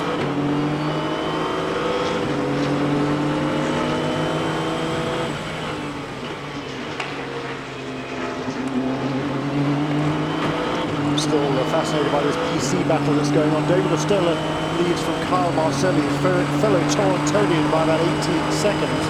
Torontonian, I like that one. Tristan Nunez is only about 40 odd seconds behind them. Plenty of action on the track and plenty of work going on behind the scenes throughout today. All of the tyre partners, including Michelin, servicing the 42 cars. Everyone has been here all week enjoying the Florida sunshine and making sure that everyone has been able to go out racing. A great commitment from all of the support series and suppliers. These helicopter shots are remarkable. You really see the ebb and flow of where different cars are strong and weak, Jeremy, and nowadays with the quality of the camera lenses and the stability of the pictures from helicopters, you can see that Audi clearly because of the rear lights that shine out that you can see from the front, if you see what I mean. And there's the brakes going on as they go down to the hairpin at turn number 7. And just look at the bright white headlights as well that you can pick out. That's an Audi. You know that's an Audi. It can't possibly be anything else. Yeah, they are stunningly bright, those lights, aren't they? And it's kind of a problem for anybody who, when the Audi's in your mirrors, you know it. You don't know where it necessarily is, so that's where that radar works really well. Yeah, it's so bright, it really is tough to see exactly how far it is behind you. You're absolutely right, but that radar, yeah, great system. Just the pictures that we've had from on board that Corvette have been stunning, haven't they? It's amazing to me that how things have moved on in the 15 years that I've been sitting here looking at pictures. I mean, first of all, we've got HD flat screen TVs in front of us now, where we had 10-inch cathode ray monitors, 4 or 5 of them. Brilliant Bob Dawson rigging them up for us with a couple of timing screens, the cut pictures, and an ISO monitor that we flicked around ourselves. Brilliant, Bob. How long ago was it that Bob Wallach's anniversary this weekend? Absolutely. Always a sad time for us. Sadly knocked off his bicycle and killed just down the road from here at Sebring. Kelly? As Jerome Bleckemullen, and he stayed behind the wheel of that 22 Alex Strobe Racing Porsche, and as you said, those gaps are closing in a GTC. How much fun would it be to see Jerome and Damien Faulkner in the TRG number 66 car do battle? We've seen them do battle in qualifying all last season. Two fantastic drivers. Could be setting up for a great battle, but smooth pit stop here at Alex Strobe Racing. Don't forget, that's the team that went 1-2 in GTC last year. They did, and they also won Daytona Rolex 24 this year as well with the Audi, of course. They're looking to keep that streak of long-distance races victories alive. David Faulkner now making his pit stop for TRG in number 66, but that gap between the 66 and the 22 car had been 45 seconds. Jerome Bleckemullen had got it down to a little bit over 30. Chris Neville is in the TRG pit. Well, Brian, you hit it right on the money there, talking to Kevin Buckler. He just saying that Damien Faulkner is going to finish out that car. He's very excited about that. Damien, a young Irishman who's done very well last year in GTC. And really, this car running in great shape. He also said that the 68 car was in a great position before. It had a ring gear blowout, and they were behind the wall for about an hour and a half trying to fix that. But this car in real good shape. The only concern at this point in time is possibly brake wear. They are keeping an eye on that. They've really kind of run it right to the limit with this 12-hour race. So they're hoping that if this thing comes down to the wire with them and the 23 car, that these guys are going to have to push maybe a little bit harder than they anticipated, and brakes could be an issue in the closing laps of this race. And there's a problem with the jack on that TRG 66 car. Oh, no, surely not more bad luck. St. Patrick's Day tomorrow, not the look of the Irish for the Irish driver, clearly here. And they can't get the wheel on, actually. It's not tightening on the left front. Giving it another go. Meantime, the Lizards are in as well. A 45 car coming in out of 3rd position. So Bleckemullen's is about to come across the line. And there he goes. And Bleckemullen's just got into the lead. And still, Damien Faulkner sits on pit road. What is this young man going to buy a bit of luck? Both the left sides, one lane. Wheel nuts have had a problem, Chris. Well, finally, that 66 down and away. Big problems on the left side of that car. They were stuck up on that left front. They just couldn't seem to get that wheel nut tightened back up there. So a lot longer stop. Typically, a tire change on one of these cars is going to take anywhere from 8 seconds to what the Corvette team might do, and some of these other teams around 11 or 12 seconds. But this car was here for a good 25 seconds, so it's going to be very interesting once the 23 car comes by, where they are and if they potentially lost the lead because of that. Oh, they have lost the lead. Yeah. They've almost lost 2nd place as well, because that's Brian Wong is out right behind him in the Lizard car. Debris or slippery surface flag out there. It's a turn number 3. Hello to Martin Pearson watching from Auckland, New Zealand. And to Kevin Ernst, he said, are there any assumptions about how many cars we might be expected for the new series? Maybe 60 or 70? No, probably about 30 to 35, maybe 40. I think you won't get everybody from both series, clearly, because some teams run in both series. There's not many that run in both series, though, John. I tell you, I think we're up for at least 40 anyhow, I would suggest. Okay. And at this stage, and who knows what might happen. I know there is some sort of preliminary talk about perhaps at some events splitting the GTs and the prototype team. I hope they don't do that, because the multi-class racing is what this is all about. Kevin Buckler now down in the pits. Well, Kevin Buckler immediately down off the war wagon here, checking in with the team, trying to see what was wrong with that air gun in that pit stop. Kevin, what was the issue? Looks like one of the guns died. We were doing great. The guys have been driving hard all day. The car's just a little bit off the pace, but our strategy's been good. The guys have done good stops. But we're over the wall, completing our stop, and one of the guns was dead, and they had to come back, re-plug it in. We had a backup, but it just took a little too long. So I think we're in P2, and it's going to be a real fight there at the end with the guys in the car. I think Jerome's out there and Spencer, so it's going to be quite a little run. Little trip there, but you guys are going to be able to recover? We're second right now, hanging on for that. We'll see what happens. There's one more stop to go, and there's still a long race, so we'll give it our best. Yeah, we still have about an hour and a half to go, and we were talking about those brakes potentially be an issue, and you can see this team down here. We got brake calipers potentially for a brake change if they need to do it late in this race. Those are rear brake calipers potentially having to go on one of these Porsches. Where Rabbit says, will the P2s in 2014 still be ACO compliant in order to race at Le Mans? No, they won't. They'll be BOP'd to Delta Wing and DP pace. However, that's not to say that that couldn't be a class at Le Mans at some time in the near future. They will be BOP'd with the DP cars, but whether they can bring the DP cars up to the same pace as the P2 cars, that's the question mark. So I think the real answer to that is we don't yet know, because they haven't yet announced what that balance performance will be between the DP cars and the P2 cars. Yeah, that's a fair point. There has been talk about taking that IMSA class, if you like, as a whole, DPs and BOP'd P2s to Le Mans as a single class, not racing with the other P2s, but racing in their entirety. But that is some way off at the moment. More questions than answers at the moment. We need to see the regulations and the technical specs and the sporting regulations as well, which we're assured will be coming shortly. Yeah, I think the sporting regulations are pretty similar to what we've got right now. Here's a pit stop for the 05 car. They've fallen back to 5th place in P2. A change of nose cone there for John Bennett. Yes, I think he's handed over to Colin Brown, who will finish the final hour and a half of this race. I think he's got an awful tall order to make up the deficit that currently stands, I think, an over a lap. 11 seconds between Degrassi and Jarvis, so that's just eased out a little bit again. Just a little bit in PC. The gap between first and second of Stella and Marcelli, around about 20 seconds. That's what it's been, that same sort of gap for quite a long time now.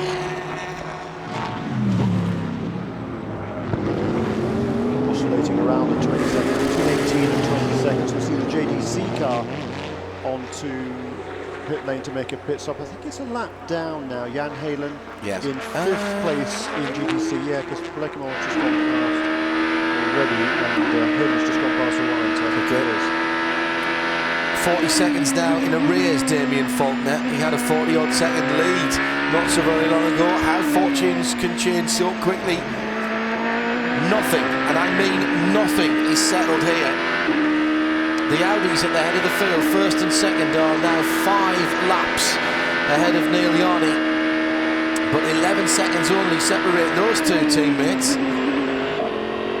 Romain Dumas is in 4th position, second of the ALMS runners by just a lap to Neil Yarny. He's got 3 on Matthias Besch in the second of the Rebellion cars. So it's 1 and 2 on the lead lap. Number 12, 4 laps back. Number 6, a further, in fact, 2 laps back now as Romain Dumas comes into the pits. In the number 6. The Muscle Milk Racing car comes in along pit lane. So we're riding along with 3rd place Continental Tires Prototype Challenge competitor Tristan Nunez in the 500 number. Yeah, he's absolutely flying. He is, isn't he? He's in the last 5 laps. 57.007 last time around, Jeremy, in the dark. He's never driven in the dark before. No, it's a stunning effort. The gap 5 laps ago was 48 seconds to the second place car of Carl Marcelli. That's down now to 41 seconds. And he's taken another, well, I don't know, he took out of him 3 seconds on the last lap. We'll see what happens when he comes past this time as well. 10 seconds. It's been a tremendous effort by the youngster. He only turned 17 toward the end of last year. He's got quite a future ahead of him. He's, right from when he started in the sport, his goal was to race at Le Mans in 24 hours, and he's certainly making good strides towards that. October 31st with his 17th birthday from Boca Raton in Florida. His brother is a almost semi-pro tennis player, and his twin brother.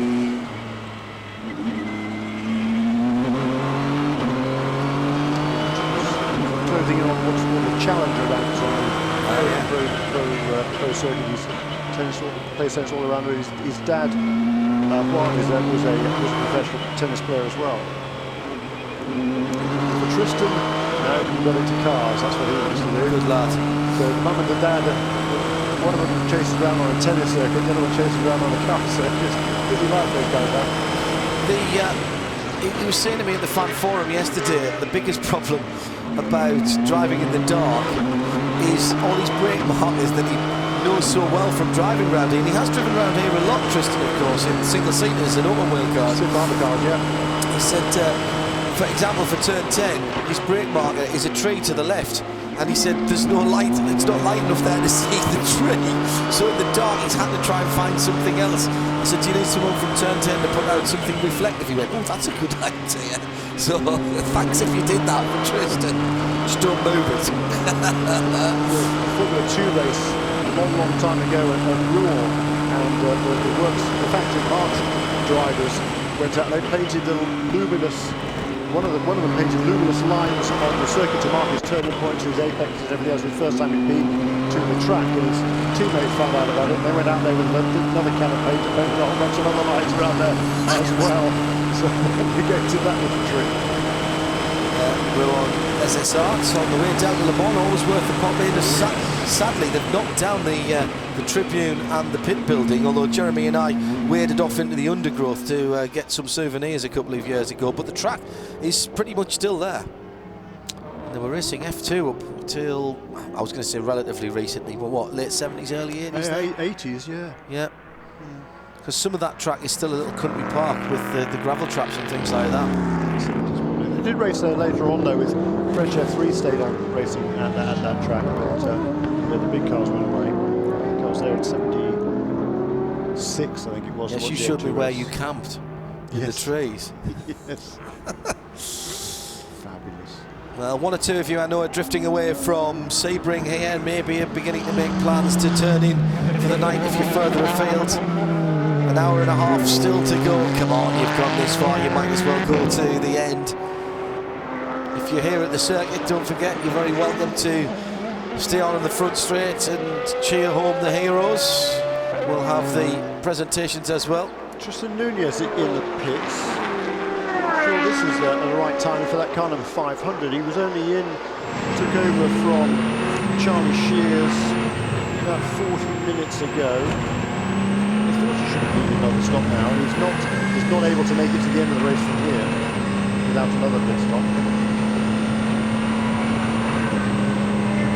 Well, and you guys are talking about that technology, that development, so much of that development done here for Le Mans. And talking with the team just a little while ago, I was asking them about the things that they've learned at this race, and they definitely said traction control, some of the braking issues that they have with the car, learning a lot about just trying to get 100% out of that, especially on those out laps, because with the traction control, if you have it working too hard, it takes a lot longer for those tire temps to come up. So they're really trying to learn what they need to dial into that, because when they get to Le Mans, they know that the competition is going to be a step higher than what they're having to deal with here, and they're going to have to push it just that much more. So while they're out here for the win, they're also trying to learn a lot for that race, and Brad Kettler telling me that what they learn here in a week would typically take them a month to learn if they were testing. Yeah, that's a very good point. Very, very good point. Inside the last 90 minutes, hello to Bill Benak in South Korea. We are really pulling people in. guess it's early morning or morning there with you, Bill. Thanks for joining us here and our sports car community as we watch the closing stages of the opening round of the 2013, the final lap of the American Le Mans Series, before we go USCR racing next year. And more than one or two of you saying, in fact, Rupert Coles, hello Rupert, saying if there's an IMSA class at Le Mans, the Unified Championship will surely be the place to be. The Le Mans 24 hours plus one in your home series, a 12 and a 10-hour race. Probably a 6 as well, I would think, at Watkins Glen. Before you even start talking about any of the other longer races. So yeah, absolutely, we can't disagree with that.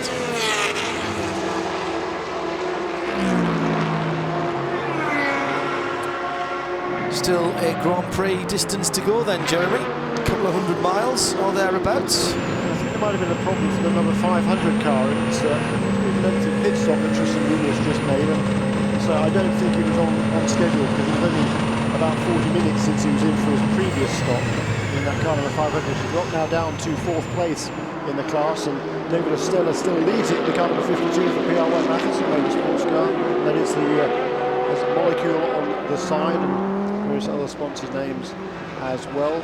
Quest is another sponsor of that machine. In second place, Carl Marcelli, about 22 seconds gap now with that from first to second in PC. Number 58 and 52 from number 8. With that pit stop, which has moved back up to third place for RSR Racing with car number 9.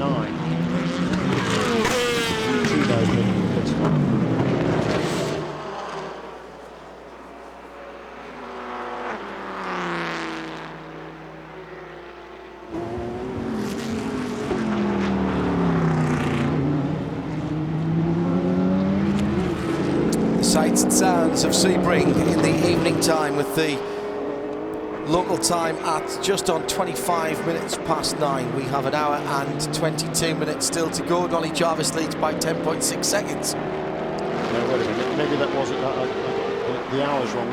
Gosh, an hour further in front of me, actually. Maybe that was on schedule for Tristan Nunez. I certainly think it was slightly longer pit stop than would normally have been the case. Peter Junqueira now is on the pit lane as well, in what is the 3rd place car in PC.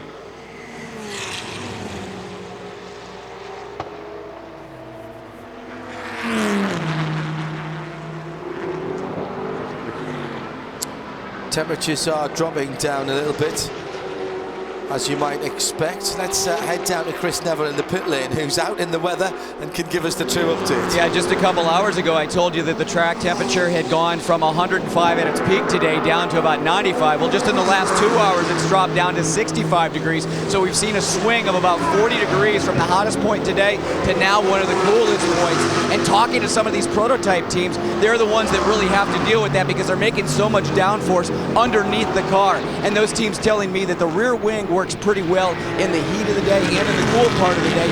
It's that nose, that splitter up front, that at the heat of the day you get a bit of a buffer, that heat coming off the road, that the front end doesn't work that well. But as soon as it starts cooling off, that front end starts really working well. So these last couple hours, the team's having to try and tighten these cars up a bit, because they really start getting loose late in the night.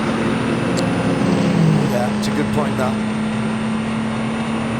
GTC Porsche with a loose piece of rear bodywork. In fact, the whole of that rear bumper bar, and it's one of the Tully's cars. That must be the 10 car, isn't it?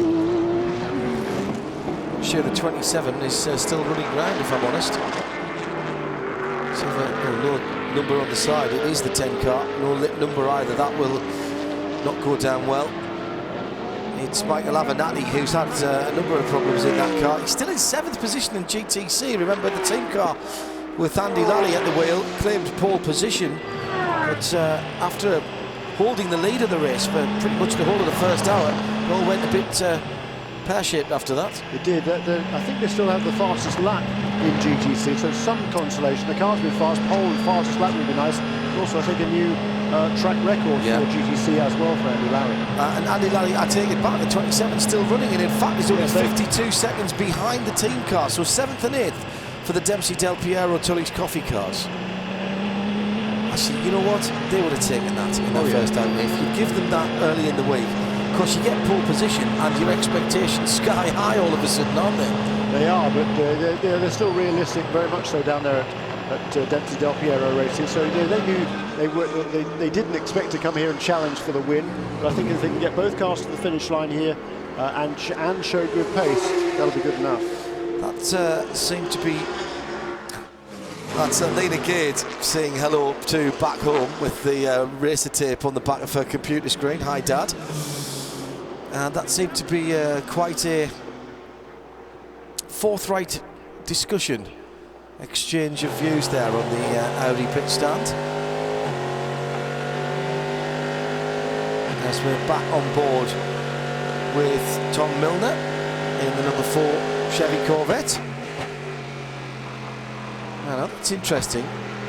Only going down 1 gear into turn number 1. We saw the Porsche, the Falcon Tyres Porsche, going down 2 earlier on. It's very abnormal for that sort of thing. 3, 4, and coming through 5 into 6. The long right-hander. And down towards the hairpin of turn number 7.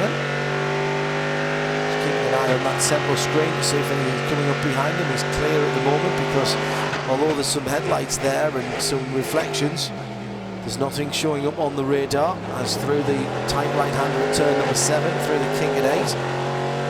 9 on the heavy braking towards 10. I think the deficit now to the class leader, Jimmy Bruni, from this car with which we're on board with Tommy Milner, down to 28 seconds. So Tommy is continuing to chip away at that lead that the Ferrari has, and still with an hour and 17 to go. As Oliver Gavin suggested when he got out of the car and spoke to our pit reporter, I think he's still going on here very much so in GT. Those two now are still actually, Wolf Hensler still there now in 3rd place in that Falcon Tyres car, about a minute behind Tommy Milner in the Corvette, and 4th place, a couple of laps behind Wolf Hensler. The best of the BMWs is now Jörg Müller in car number 55, and then Marco Holzer in that number 48 Chopard Watches Paul Miller Racing Porsche. They're still up in the 5th place as well. Good effort. I do love that. That is great. Debris on the circuit will be that rear bumper from the Tully's Coffee number 10 car, Michael Avenatti. James Bradley and Mark Desmarais both saying, is that sparks flying from under the Audi, or is there something glowing? Now they've got a light under there that's a kind of a ride height sensor that we've noticed that as well. 10.5 seconds between 1st and 2nd.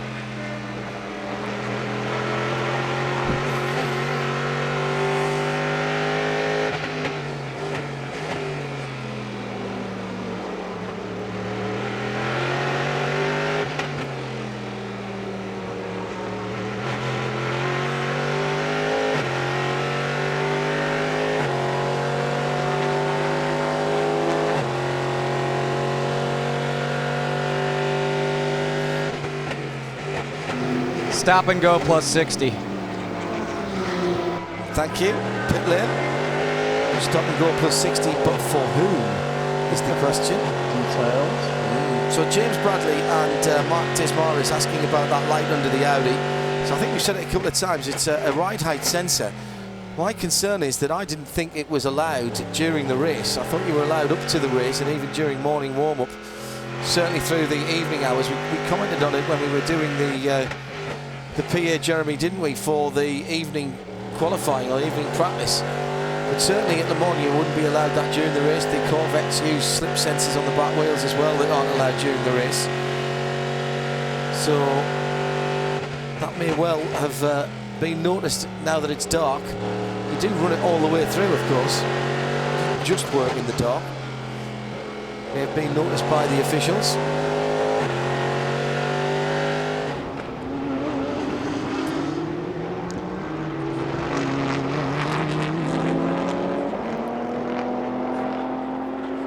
Alex Job has had a mixed bag today. He's down with Kelly in the pit lane. Well, there's been a lot of talk about Johnny O'Connell's 8 wins here at Sebring, but there's someone else who has 8 wins in a different capacity, but that's Alex Job. Alex, with all the success you've had here, do you still feel the magic of this event?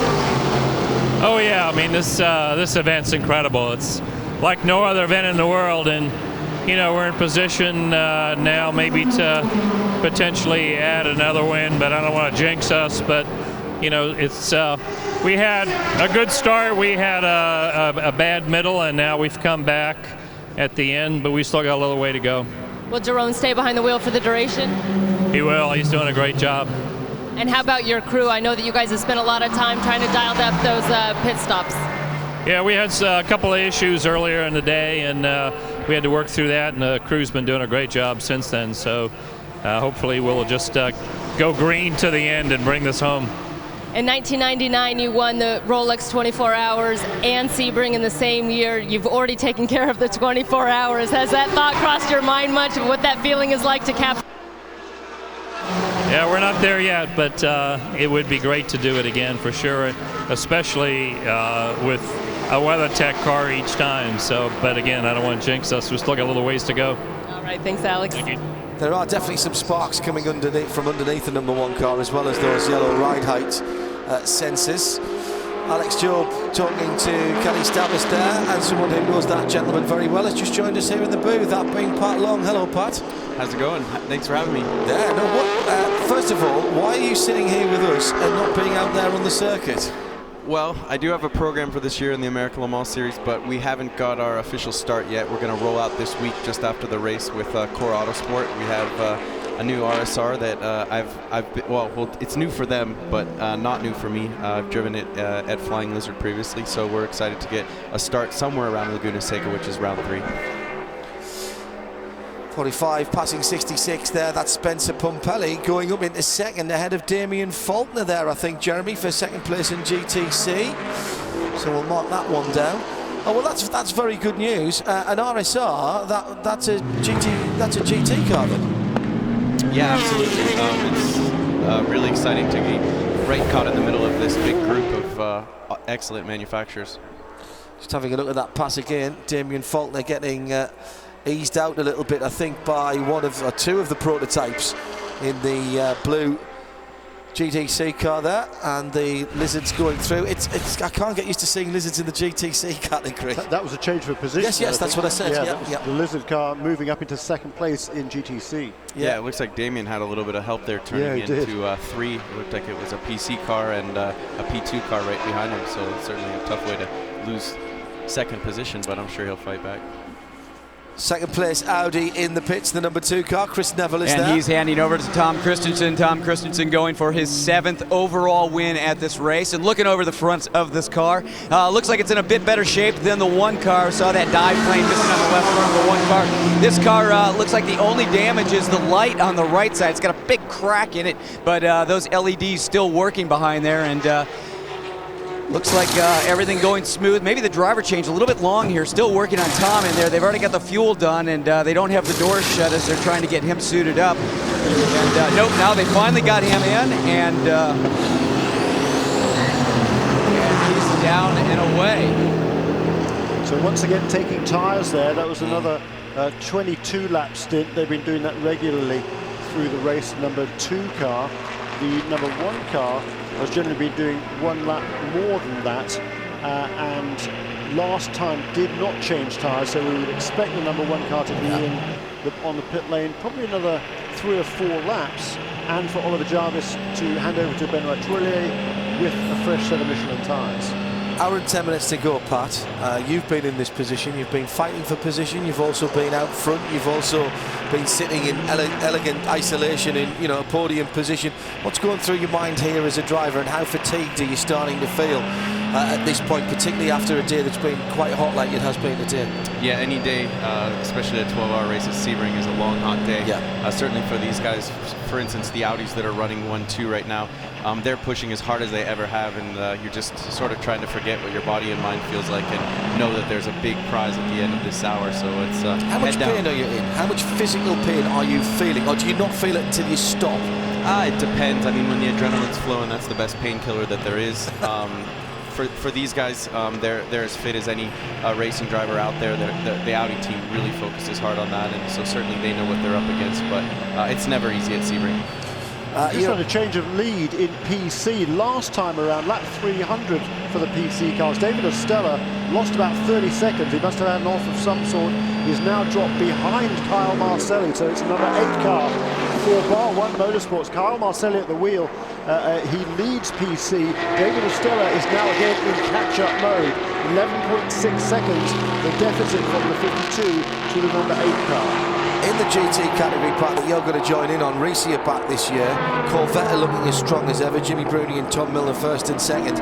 Wolf Hensler in third for the Falcon Tyres Porsche at the moment. Nick Tandy in that group, the newest recruit to the Porsche Works driver school, and Nick's done a cracking job. You'd expect Wolf and Brian to do that, but he's been drafted in there, and those guys are going to be pretty hot all season. Yeah, certainly they are. I mean, to have 2 Porsches in the top 5 right now, this far into it, is great. It's been a race of lots of ups and downs in the GT class, which we haven't seen the last couple of years. Usually we're 3 or 4 cars on the same lead lap fighting at the end, so it's certainly been a classic endurance race in GT, and it's great to see Porsche there at the end. Can you guys challenge for a championship, given that you've missed the big points haul of the first race of the season? Well, you never say never, but we're not one of the favourites. So what is the programme for the rest of the year, and what, if any, targets do you set for yourself and the team?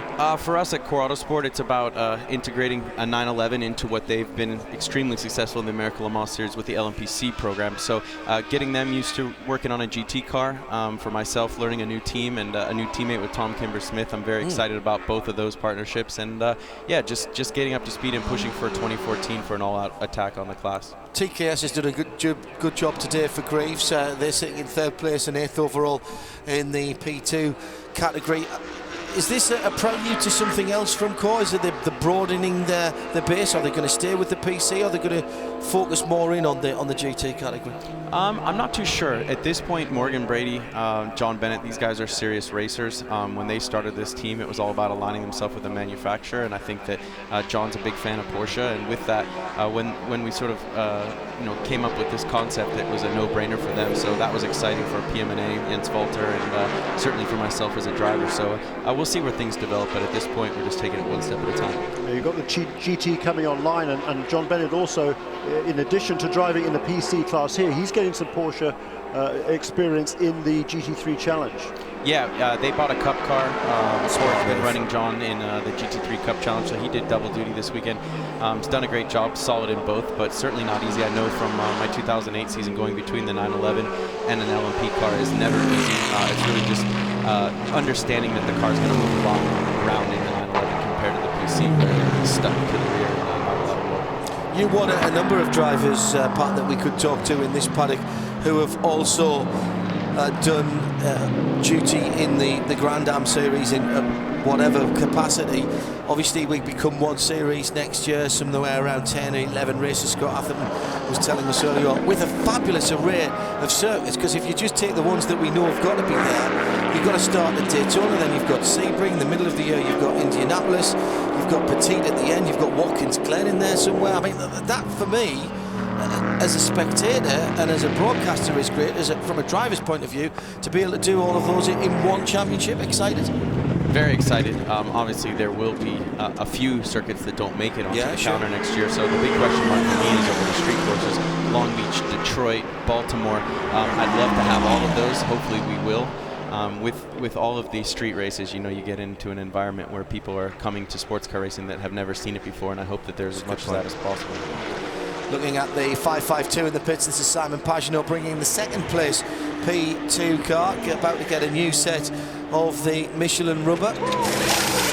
Simon Pagenaud out of that car. Yeah, it looks like RHR is going for the last stint. Ryan Hunter-Ray, the distinctive multi-coloured helmet. Down goes the Alpina Watches sponsored machine. Fire it and send it, guys. Clear high, Ryan. Clear high, bud. How soon? I mean, we've got an hour and 4 minutes left. That's going to be 1 pit stop more for most of these guys. So already beginning to think about back timing, when you can take it as soon as you get in that window here. Yeah, and the big question is, will a yellow fall? If it doesn't, it's certainly going to be at least another stop for a lot of these guys. I know the 551 and the 552 have been pushing each other pretty hard here for the last little while, so we'll see what this shakes out after this little stop. Yeah, they'll have to make one more pit stop, I think. And the leader is on the pit lane right now. Car number 1, Oliver Jarvis, brings it in. He will also need one more pit stop after this to get to the end of the race. Here now comes the number 1 car, Oliver Jarvis. It will be a driver change as well for the number 1 car, I'm being told, as the Yost mechanics literally crawl all over the car. Chris Neville is down there to report from the Yost pit. Well, the Audi number 1 in pit lane, and I'm down here looking under the back of the car with Charlie Cook, technical director for ALMS, the American Le Mans Series, and they're really looking at the bottom of this car because corner workers have been calling in that they think something is sparking on the bottom of this car, and Audi has been telling them that no, that's the camera and light for the slip sensor on the car, but they've been talking to corner workers, and corner workers said no, something is definitely sparking on the bottom of this car. Charlie Cook said there's no issue with them running that slip sensor camera under there, but he just really wants to make sure that if there is something on that car that is dragging that's potentially not a hazard, he just came up speaking with another official, they just kind of shook their heads, so I don't think they see anything that's potentially going to be dangerous on the racetrack. Let's have a look at the car sparking. Look at the back. Yes, absolutely. The first light at the front is the slip sensor camera, but you can clearly see under their part something to the left towards the rear is catching the ground and sparking quite considerably. Yeah, you know, usually if there's bottoming, it's a wood underfloor that it's going to touch, so obviously it's a rub block which they put there to measure how much the car might be touching or bottoming out on the bumpier circuits like Sebring, but other than a rub block, I don't really know what it could be. Jeremy, do you have any idea? Well, no, I mean, sometimes they'll have little plates in there that measure, there'll be titanium plates that measure the height of the depth of the skid block underneath those cars. So it could be that, I guess, but I don't know. But otherwise, He's off. Well off the road at 7, and almost takes someone else off as he comes back on. I think that was one of the level 5 cars as he came back onto the circuit. That is the change of driver that we mentioned, and that was cold tyres, I think, back there. No tyre warmers, of course, and can't stress how difficult it is to come out of the pits and almost tiptoe around for your first lap. Yeah, especially in the prototypes, it's unbelievably difficult. I mean, the low ride height, really stiff springs, it's incredibly difficult to get the heat in the tire. And for these guys, you know, when we're at Le Mans, we run tire warmers, so they're obviously more used to that than this scenario, but never easy in any type of car out here on the track, but certainly the prototypes is that much more difficult.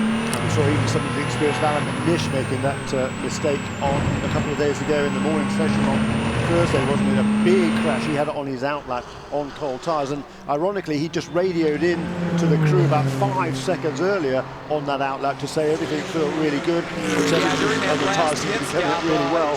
And then just a few seconds later, I think that's the plank in the middle of the car that is grounding out, and it's the titanium screws that hold that on that are causing the sparks. Either that or there's something like a cable or something that's hanging down that's just banging on the road. I've seen that happen before. It seems to be so consistent of where it's coming from. I think if it's a rubbing block, then they probably as soon as it left pit lane, I went back and spoke to Charlie, and he said, absolutely. When he looked under, he had a flashlight, he said the bottom of the car looks fine. The only thing that he could think is at speed, and maybe the jab rock, the plank underneath the car is bouncing a little bit.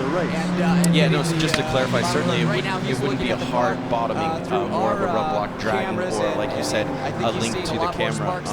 Certainly there's 2 scenarios where it would be, if it was much more of an issue, first of all, it would create a different center of pressure in the aero, but also you'd see much more sparking if it was really a hardcore drag. So it's sort of like when you see a chain on a trailer dragging on the freeway. It's a light spark, but I'm sure it's alarming our corner workers. GTC leader in the pit lane. Kelly Stavist is down at the 22 Alex Job Racing pits. And as Alex Job told us, Jerome Blecker-Mullen staying in for the duration. They would have back-timed this to figure out when they needed to fuel for their last pit stop, but they're also going to give Jerome some fresh rubber to go out there and do battle with any of those other GTC drivers that may catch them.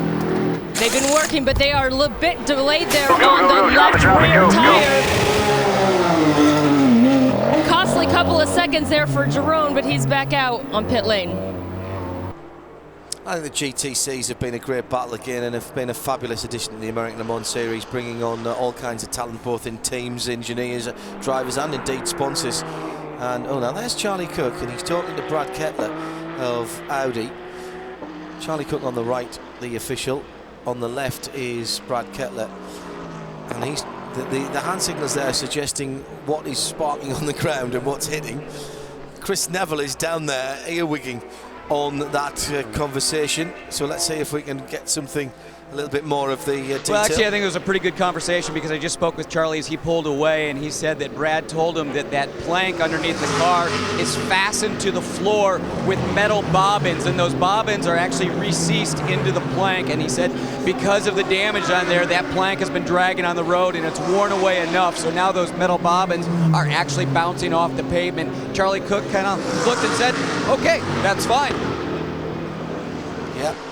And that's great officiating, isn't it? And that's the way it should be. Have a dialogue, make sure everything's okay. It's not a safety issue. There's no rules being broken there. Brad Kettler's, he's been around the block a few times, as says Charlie. Charlie's not going to have the wool pulled over his eyes. He's one of the most experienced officials there are. Yeah, both those guys have a great understanding of how these cars work, and they've both worked together for a long time, so I'm sure there's a lot of respect there and trust in what Brad's telling. Are you missing not being out there this year, Pat? Missing all the build-up and the atmosphere? I'll tell you what, this morning before the race, it was a little bit different. First time in a decade that I wasn't pulling the helmet on, but Dario, myself, Yerk's here. We've been out seeing all the fans on the corners. We went to turn 10, turn 13. So we've had a whole different perspective on what the Sebring 12 Hours is about and why this race is so iconic from the fan standpoint. So we've enjoyed it, but yeah, personally, I look forward to getting back in the car next year. At Jayhawk Brian J says at Specutainment on Twitter, ask Pat if he'd ever like the chance to drive one of those Audis just once for fun. You can answer that after we've heard from Kelly down at this Corvette pit stop. And it looks like he's cut about 10 seconds out of that lead. When we talked to Ollie Gavin after he got out, the gap was about 36 seconds. It was 26 before Tommy came down to make this pit stop and get his new Michelin tires so he can get back out there and try to close that gap some more. We heard Ollie Gavin said he thinks they can get it done on the track, but certainly having a good, clean, quick pit stop like that doesn't hurt. Yeah, change your tyres there. So, Pat, go out in one of the Audis just for fun? Yeah, I mean, for a test, it's always low pressure and easy, but I know it's a very different car to drive. Obviously, Timo and Romain, who are Porsche drivers, Romain Dumas and Timo Bernhard, have been over on loan to Audi for the last few years and have great success, and they tell us a lot about how the cars are to drive. But I've been pretty happy where I'm at driving the 911, and of course, the 3 years that I spent in the RS Spider was a great insight into what prototype racing is all about. But I found my home in GT at this point. There is an LMP coming from Porsche, and I mean, do you look at that having been part of the last Porsche LMP program? Is there an opportunity for Pat Long to get involved with that? We'll see. It depends where that car races and how the program develops, but at this point, head down full-time in Rolex and ALMS right now. Let's go down to Jamie in the Risi pits, last pit stop. And Jimmy Bruni is getting out of the car. They're doing a driver change. I just ran down here, so I didn't have a chance to see who's getting in the car, but I would imagine that it'd be Olivier Beretta. Looks like a perfectly standard pit stop, 4 new Michelin tires and fuel. Well, I'm surprised the change in drivers. I thought Jimmy Bruni would have been good to go for the final 2 hours of the race. He'd only just got in at the last pit stop, but Olivier Beretta got out last time around, so by the general order of things, it would be Matteo Malicelli who would get into the car now, and certainly judging by the stint he did in the middle of the race, I would Malicelli now. He's got a fantastic stop, but now the pressure is really going to be on because the Corvette has been inching closer and closer and closer. And also at the front of the field, Tom Christensen has the lead to Ollie Jarvis, down to just 7 7.5 tenths. Oof. There's the Corvette out there with the radar screen, and there are our class leaders. Pat, thanks very much for being with us. Good luck with core racing and the GT program, and we'll hopefully talk to you again in a race suit at Master Raceway Laguna Seca. Thanks for having me. Cheers, mate. More racing from Sebring coming up next. Still got 54.5 minutes to go, and there's plenty of class and the overall still to be won.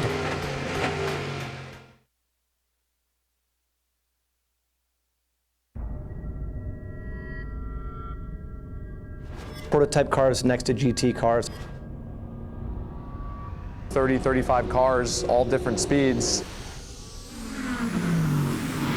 We are racing. Colin Brown back to the lead. It's now or never for Lucas Law, and it's now. The white flag is flying. Nice job, buddy. Awesome job. This is the American Le Mans Series.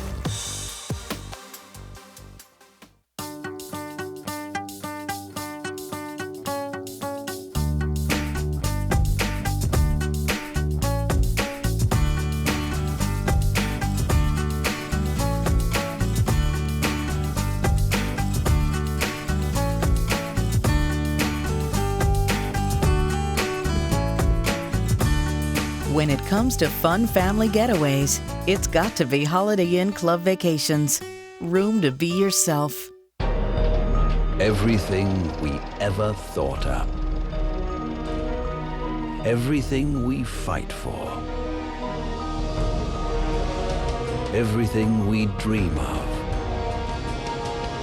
Everything we are. The 911. Porsche identity. Southern California, known for its movie stars, sandy beaches, and heavy traffic. On April 20th, the American Le Mans Series, presented by Tequila Patron, will bring traffic of its own to the streets of Long Beach. 5 different classes of cars will race wheel to wheel, reaching speeds of up to 140 miles an hour. Be sure to catch the race live April 20th on ESPN3 and April 21st on ABC.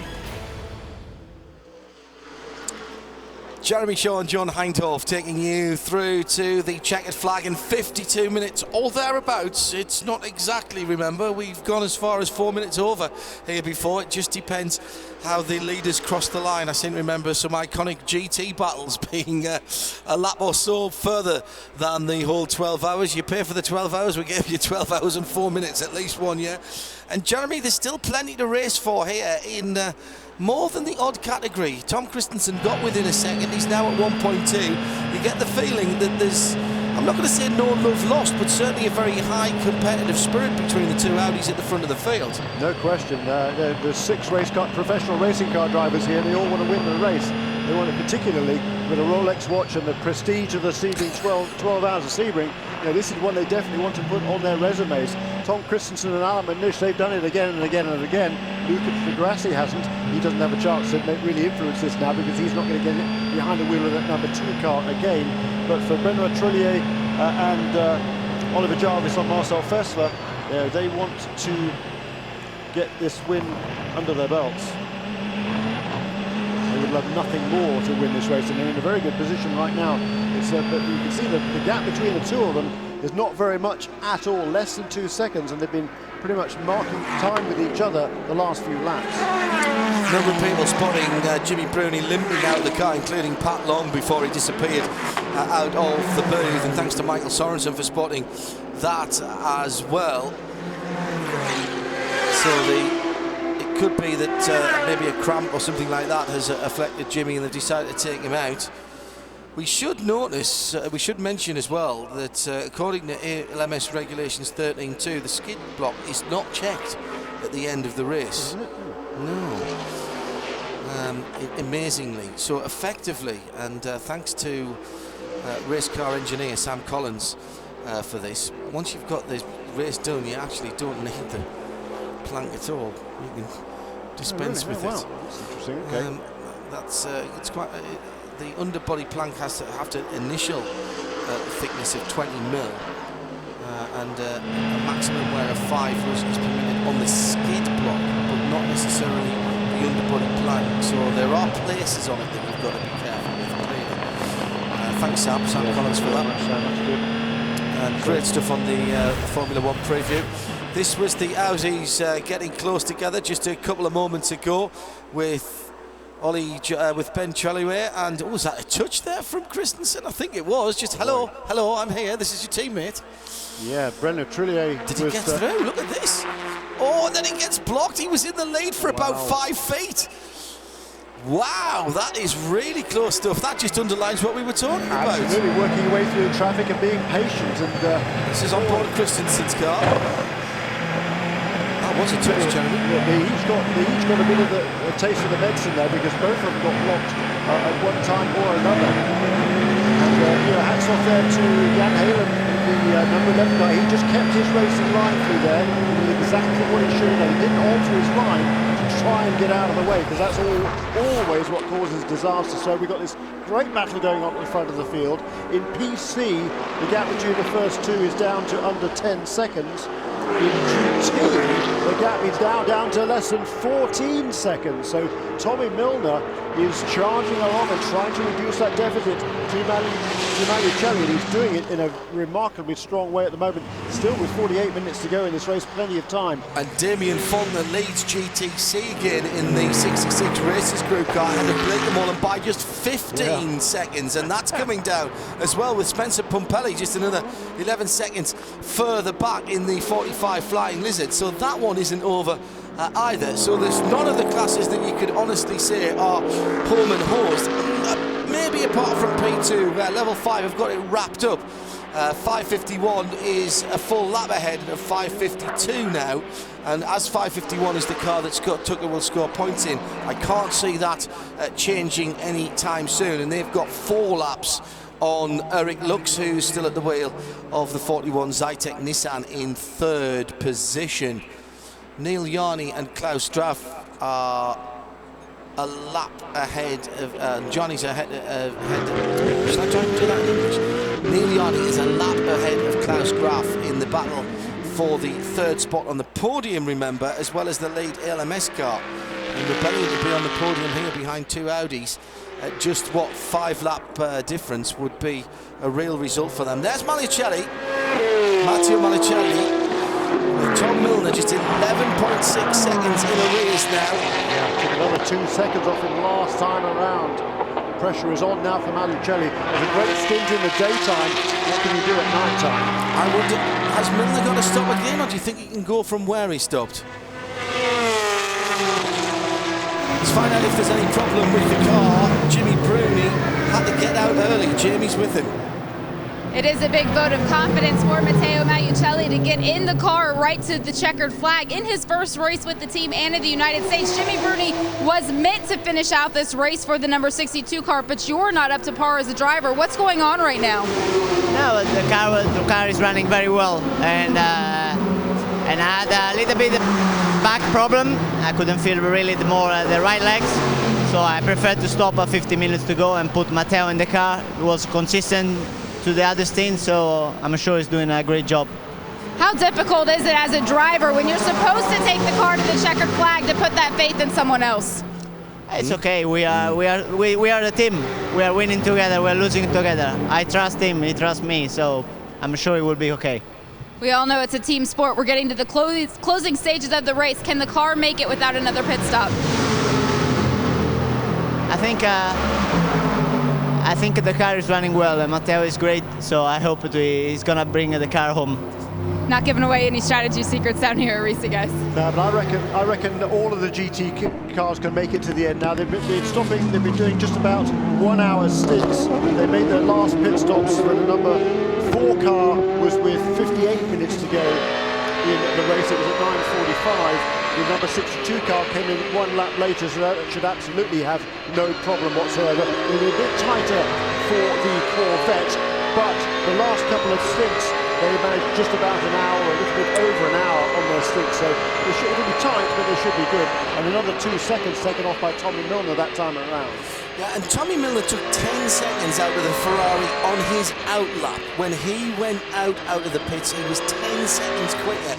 He did a 3:05, and the Manucelli Ferrari did a 3:15, and that could be something to do with where they are in the pits. Yeah, and where they crossed the timing line. But having said that, yes, he was certainly significantly faster on the outlap, and again, down to experience, I would suggest. Tommy Milner's done this race a large number of times, and Manucelli hasn't. And when you come out here, out of the pit lane in the dark here at Sebring, unlike at some other racetracks where we race at night, particularly someone like Daytona, there's a lot of floodlights there, there's a lot of the track is lit up. Not the case here at Sebring, and the reference points, as Tristan Nunez was telling you yesterday, are pretty tricky to find.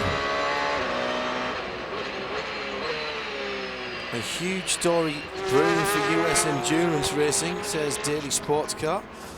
And, well, we'll have to keep our eyes on that in the next few days. Midweek Motorsport on Wednesday, see if we can throw some light on that. There are some spectacular rumours about new cars, and by new cars I mean new categories of cars or reclassifications of cars, new versions of current classifications, should I say, that would be better, that are going around at the moment, that we're going to try and get some quotes on for you, that would certainly shake things up.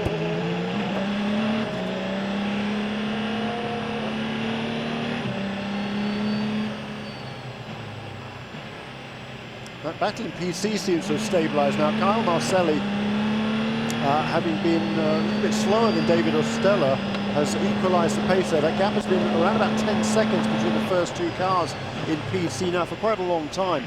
So Kyle Marcelli really stepped up to the plate there for the Bar 1 Motorsport team and is holding that lead. David Ostella, with the problem he had just after that last pit stop, I think, or wherever it was a little while ago, he was looking to be in control of the race, but has slipped back now into second place. He's about 10 seconds behind. Tristan Nunez, he also must have had some sort of a problem. He lost at least, I would say, half a minute, if not more than that. And he is now about 1 minute and 20 seconds behind Ostella, third place in that class.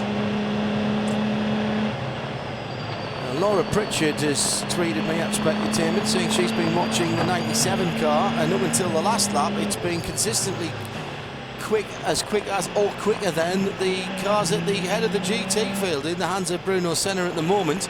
And in fact, I think that car still has the best GT lap from earlier on in the race, the 97 Aston Martin. It's in 7th, 8th position in GT at the moment, albeit some laps down, in fairness. Another little off moment there for one of the Audis. Yeah, that was Christensen again, wasn't it? Wow. He's trying. She's right, that number 97 Aston Martin, that has been the quickest car pretty much all race long.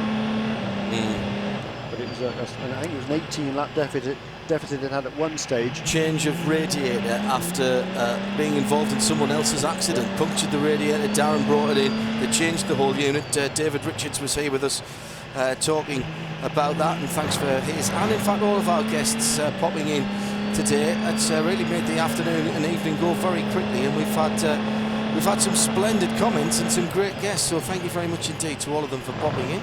It's been nice having a little stream of visitors, hasn't it, Jeremy? Somebody else to look at.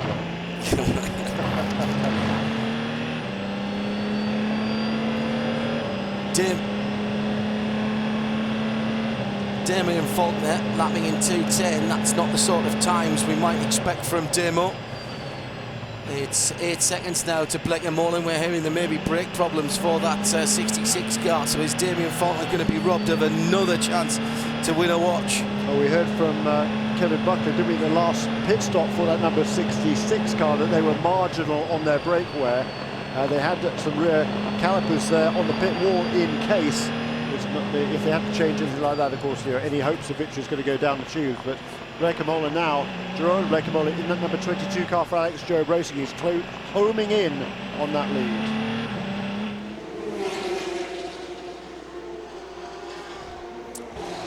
Into the pits, the ESM Patron sponsored P2 car, and that is that must be the 01 car. Yes, it is. It's the 02 car. Two to pick from, he picks the wrong one. It's Johannes van Overbeek, still actually in 4th position in P2, of course. Although down some 15 laps or so on the, down some 11 laps or so on the leader, in 14th position overall.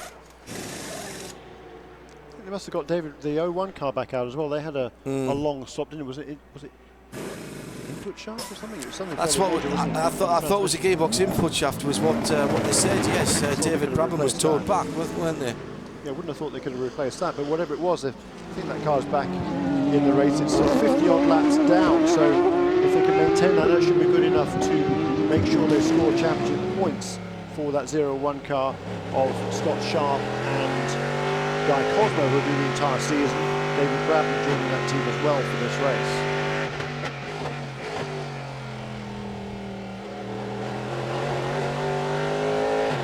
Pit-stops also for the 3rd and 4th place cars.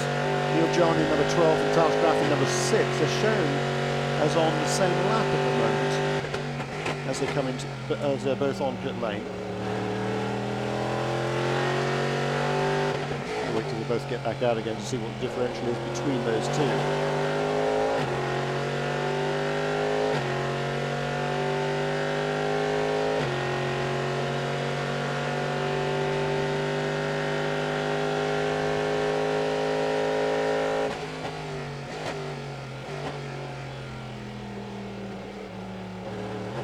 Sounds of the GM Chevy Corvettes. Right, let's head back to GTC. There's Damien Faulkner, the affable Irishman, is in defence mode now. The car, once again, Damien gets himself into these fantastic positions, and he and the team have done really well today. Hardly any of the TRG cars, neither of the TRG cars really showing early on, but then 3/4 of the race distance they were there, but problems for the 66 car, and Jerome Blakemolen has cut Damien's lead down to just 6.5 seconds. Andrew Marriott has more. Yeah, I just spoke to Kevin Buckler. Kevin Buckler tells me that they do have this major brake problem. The pads are down virtually to the metal, and what he's decided to do is try and hang on, but he says we can't really respond now, but it will just take us too long to try and change the pads, so they're just hoping that something else will happen. So big disappointment, Damien Faulkner, super driver from Ireland, so we'll just have to see how that works out in the next few minutes, but I suspect he's going to lose the lead. Thanks, Andrew. Yeah, he's on the brakes super early then. He'd be throttling off. You just can't, you don't have the confidence when things like that happen. A huge amount of heat on the front of the car. And there is the second place car, the Alex Job Racing WeatherTech car. Ironically, Damien Faulkner's personal sponsor is WeatherTech.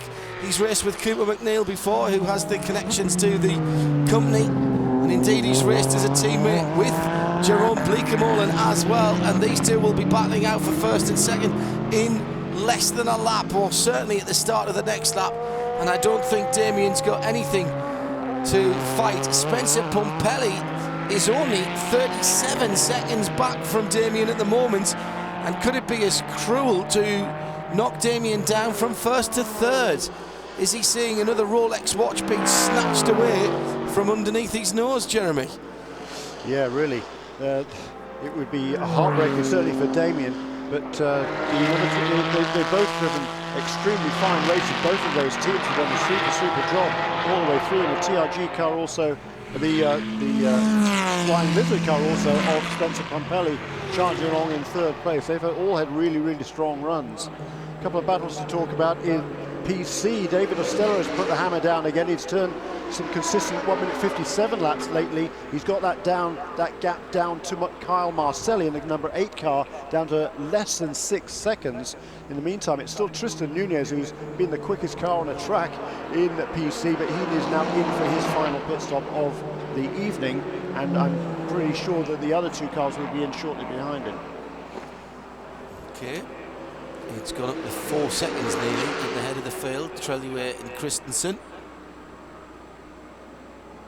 The Michelin aerial camera giving us the great view of this battle at the head of the GTC field as Damien Faulkner has traffic to go by, and there from the onboard, that's Damien Faulkner on the right hand side from the onboard of the number 1 Audi. And as they come down at the braking area for 7, this is where Damien is vulnerable. Where is the second place car? There he is, and the pass has happened. One driver that was supposed to be competing in GTC this weekend was Sasha Mawson. He is sick with the flu and not out there today, but he did say something very interesting about doing this race in the GTC category. He is a 4-time class winner here at Sebring, but he said this is the fairest way of motorsport. Every advantage you gain in GTC is because you did something better, whether it was the prep of the car, the drivers, the pit work. He said you have to first not lose this race in order to win it. So while it is unfortunate that TRG is holding on by a thread in the closing stages of the race, that's what this kind of racing is all about. You can't lose it in order to win it. It's about being the strongest all the way to the end. Yeah, fair point. And in that big wash of headlights as they were coming down towards us at turn 7, Damon Faulkner had lost the lead. And now Jeremy, he's just got, in fact, the sparks coming off when he's braking. And look at the difference now, how much less red those brake pads are. He's trying not to use them. He'll be throttling back a little bit earlier, changing his lines a little bit. Let's look down from the Michelin aerial camera at this pass. It's the second of the two cars. Look how early he had to get out of the throttle. He was down the inside trying to defend, but with no brake friction material left, he just can't get that car stopped. It's really very difficult. I can't imagine how frustrating it must be for Damien, but he's keeping the car on the road and doing a cracking job doing it, but there was no defending there, Jeremy. No, there wasn't. You're absolutely right. And Paul Damien's kind of a sitting duck there. As we've heard, all he can do now is hope that he can last it somehow, get for another half an hour. That's an awful big ask, I would say, for Damien Faulkner to bring that number 66 car home with no brakes for the final half hour of the race and not lose any more positions. Meanwhile, at the front, we saw the two Audis battling away not so long ago. Well, Brendan Trillier has pulled out 4-second advantage now over 2K, Tom Christensen. Here's another look here. Ooh, some contact there. That's Malucelli forcing his way past. It's a 44, yep. The Imperatori driven car. 6th place car in GTC as a leader in GT goes past, and the gap between the first two in GT is down to 5.5 seconds, and in PC it's just a little over 6 seconds between the first two cars. Number 8 and 52 in PC, the 62 and the 4 in GT. Fabulous stuff. Back there for Manuchelli as he's fighting his way through there. He turned a 201.8 last time around. Actually made up a few tenths of a second on Tommy Milner. But he has enough to make that move. Brilliant move there by David Ostella for PR1 Mathiasen Motorsports. Number 52 car is back in the lead in PC, and Kyle Marcelli is going to have to dig deep now. He's had a couple of bad, unfortunate laps with the traffic there, and now he's got to try and fight back again. That was so exciting. I've nearly coughed up a lung there. So the gap goes out. Magnificent stuff. And Ostella just impressing me more and more. Now Marcelli, now with target in sight, has picked up his pace a little bit, Jeremy. But he was caught in the hob a little bit there. Clearly he'd had a bad lap the lap before. Maybe he's put a wheel or two off and tried to clean his tyres. Problem is you go offline at this time of the race, and with such a long green flag run, there's going to be so many marbles, the little bits of tyre rubber offline, that it's going to be like driving on ice, and it's probably going to take you a lap to clean your tyres up. Yeah, I think he was just a little bit unlucky with the traffic coming through. Yeah, he had a Corvette there. Coming onto the back straight, and the Audi coming past as well. So there's a lot going on there for Kyle Marcelli, and I think he just kind of caught them at exactly the wrong time. He certainly hasn't given up yet, and he won't give up because these two guys from Toronto, about 18 months between them in terms of age. We heard from one of our listeners that they were buddies, perhaps, in the karting days, certainly rivals in their karting days. And continuing that rivalry here, but here, look, the car off the road, that is the number 7 car, the team car from Bar 1 Motorsports. And that is, that's Mitchell behind the wheel, isn't it? Rusty Mitchell, 6th place in the class. Backed it into tyres there, the exit of turn 10 by the looks of it. Still got it running though. For him, good. Managed to get the clutch dipped and out he goes. no need for a caution there. Yes. 26 minutes to go in the race. Carl Marcelli in the pit. And just a note about the head of the field. It looks like Marino's only about 36 seconds now ahead of Ryan Hunter-Reay. So that's come down. So Marcelli in the pit. I didn't expect no, they all had to make one more. Okay. Had to make one more pit stop. Right. Okay. You can expect David Estella in, I think, probably. Well, I'd be in the next lap if I was him. Yeah. Because you don't want to get caught the wrong side of a full course caution, do you? No, that's right. And the last couple of rounds of pit stops, the number 52 car has actually gone a little bit farther than the number 8 car. And that would appear to be the case this time as well, because last time they both came in on lap 298. Marcelli now in on 322, and no sign yet of David Estella onto the pit lane. Yeah, the level 5's now only separated by 30 seconds. In fact, 29.4 seconds. Ryan Hunter-Reay took 4 seconds out of Marino Franchitti last time around, so that P2 battle is not over, although that is team cars, and I can't imagine Ryan going by the car that his boss is scoring points in, but stranger things have happened. Meanwhile in GT, that battle we saw the Ferrari being closed on quite rapidly after the most recent round of pit stops. Milner was really making some inroads there. Those inroads have become markedly less over the last half dozen laps or so. It's really just maybe a tenth or two now that Milner has been able to gain, and the gap as they came across the line last time was 5.2 seconds. Almost exactly what it was 4 or 5 laps ago.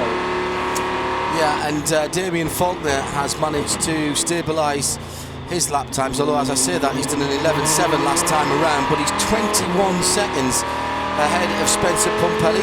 Check that, he's now 19 seconds ahead of Spencer Pumpelly as they go across the line, as Spencer goes across this time.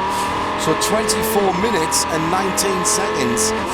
That's going to be quite tight at the end for Damien Faulkner to hang on to second position ahead of Spencer Pumpelly in third. I don't think he's going to fall off the podium there, Damien, but he's going to have his wits about him and nurse that car to the finish if he's going to stay in second place. That's the 66 TRG, second place in GTC. Yeah, that really is a tall order. No brakes with about 40 minutes to go in the race is what he was faced with. He's done a fabulous job to get it this far and still keep a very, very respectable pace in that car. He's only losing a couple of seconds a lap to Jerome Blekemolen, who's one of the best in the business in this sort of a car. So hats off to Damien Faulkner for fighting hard here. We're not about to give up anything at all. We're here with the 91. 93. Yeah, no, if I've had to pick one car this week or today, I've picked the wrong one every time. And Dominic Van Beek, the other car, the 91 car, did move his way past Richard Leitz in the number 48 Porsche, but very little to choose between those two.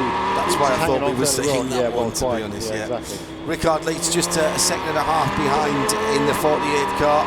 Paul Miller Racing, the Chopard Watchers Porsche. Top 6 finish for them is great. Loving that. That is clearly a car to be reckoned with. Wolf Hensler in third place. Falcon Tyres Porsche on the podium ahead of the BMWs. Do you know, I don't think I would have picked 62, 4 and 17 as the... Oh, Blekemolen. No, Damien Faulkner in the pits. Damien Faulkner from second position in the pits. Thought that was Blekemolen there. So this is disaster for the 66 car, and that is second place now, disappearing for this 66 car. And that was a splash of fuel, a very, very small splash of fuel, damage to the right rear corner of that car. So not only the brakes were an issue, but they didn't have enough gas to go. So Damien Faulkner then will lose second position and drop to third. Just no luck whatsoever for Damo. Unexpected splash and dash then for the 66 car, Jeremy, taking Damien Faulkner out of second place. And I've just seen David Estella in the pit lane, I think. Yeah, okay, that's right on cue. So the PC leader in and presumably out, with Kyle Marcelli 26 seconds behind at the line. Yeah, 2:33 is an in-lap. Yeah, number 1 car is on the pit lane now as well for its final stop of the race. Here it comes. Now, they can't take tyres. It's got to be fuel only, and we've got to watch for Christensen when they come out. They come over the wall. It's a short stop. It is a short stop. Tyres are being brought out in case. They're doing a little bit of adjustments.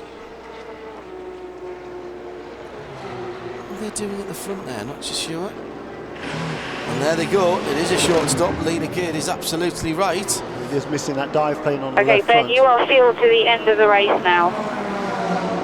Fuel to the end of the race. He took on less fuel. Should be in a quicker stop than Tom Christensen. The gap before the round of pit stops was around about 4 seconds. I would expect it to be a little bit more than that once Benoit Trullier gets that car back up to speed. Which he is doing now, and Tom Christensen has not yet crossed the line. We're still waiting, This is going to be a much bigger gap for Christensen. Still not across the line, and Trullier is already into the complex of 3, 4 and 5. And there is Christensen across the line now. He was a minute behind, but take some of that off, obviously, because of the pit lane run.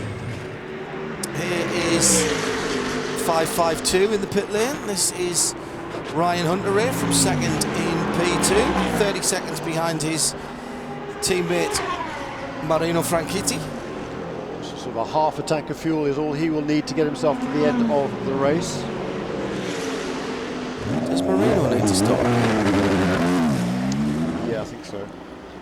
But again, he had that 30-second cushion, so that should be restored on board with the Rebellion. As we check in on the Michelin Green X Challenge with just under 19 minutes to go. It's the Audi number 1 from the Audi number 2.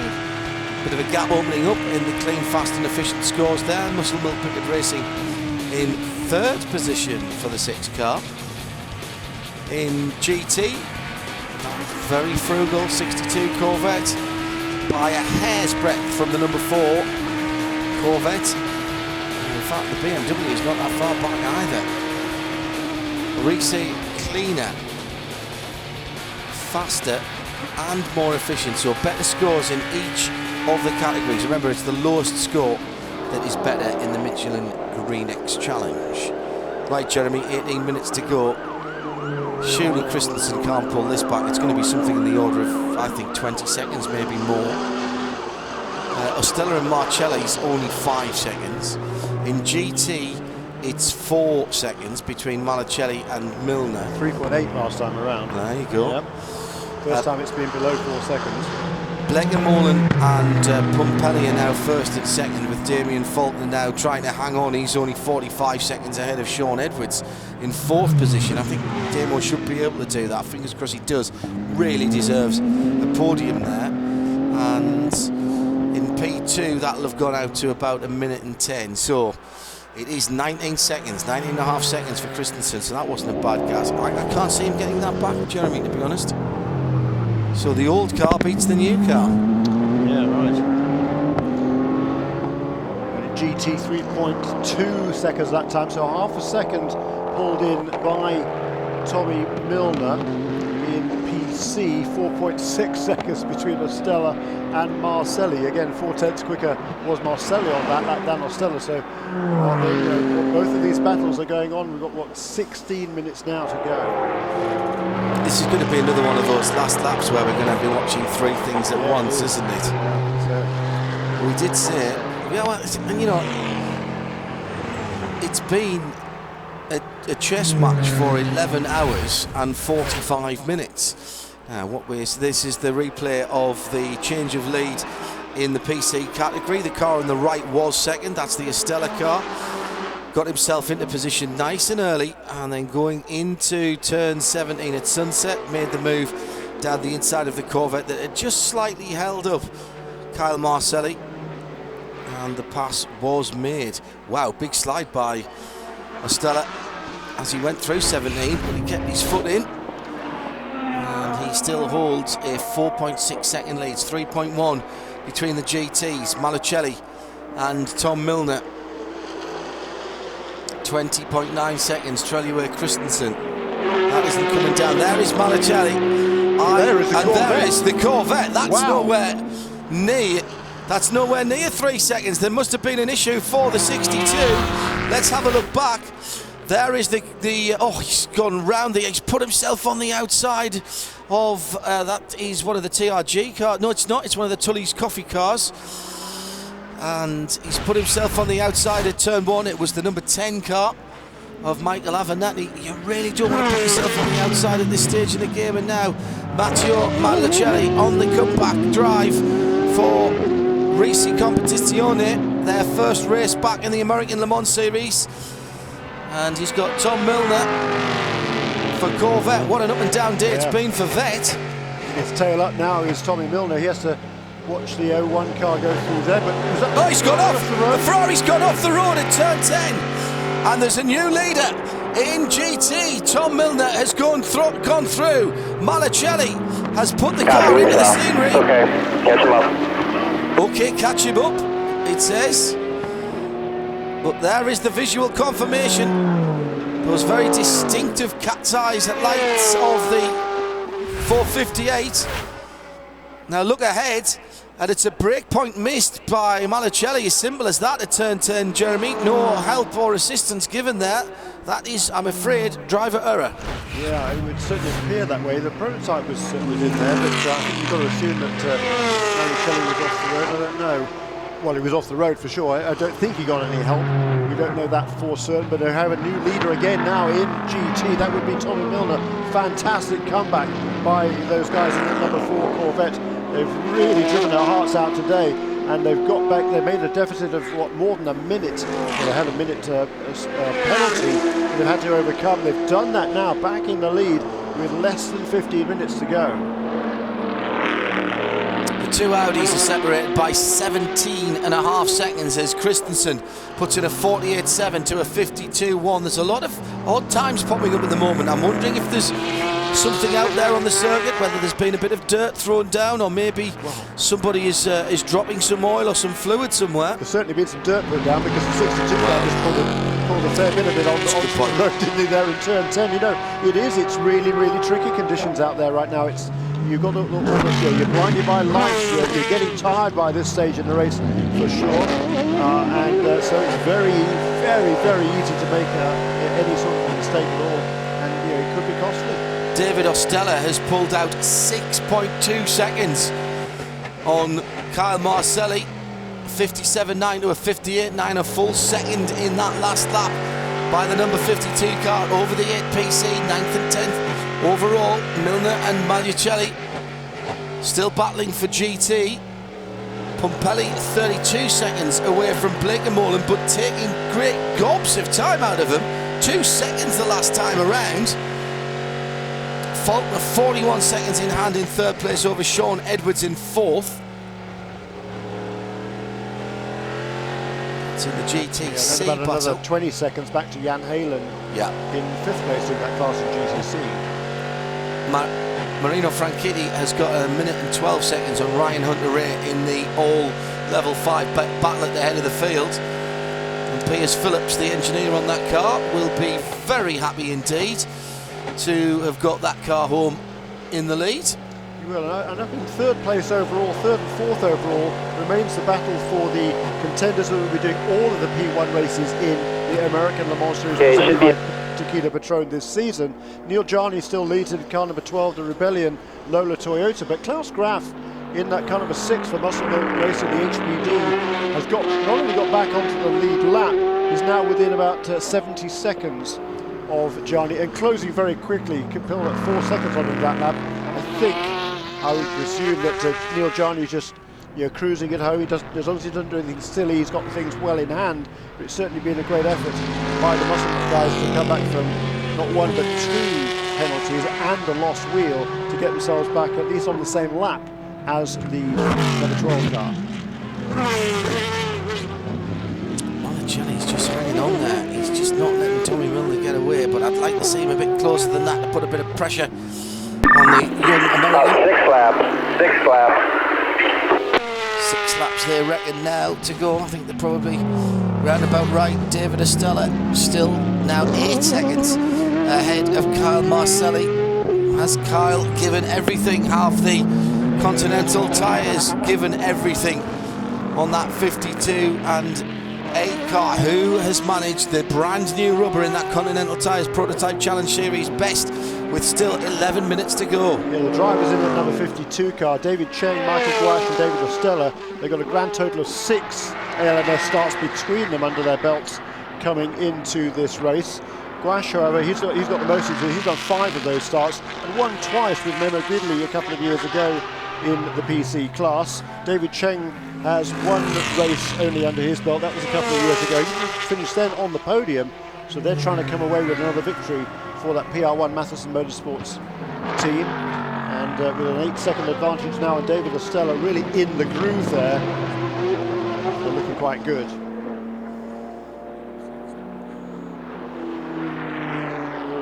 Inside the last 10 minutes, Jeremy.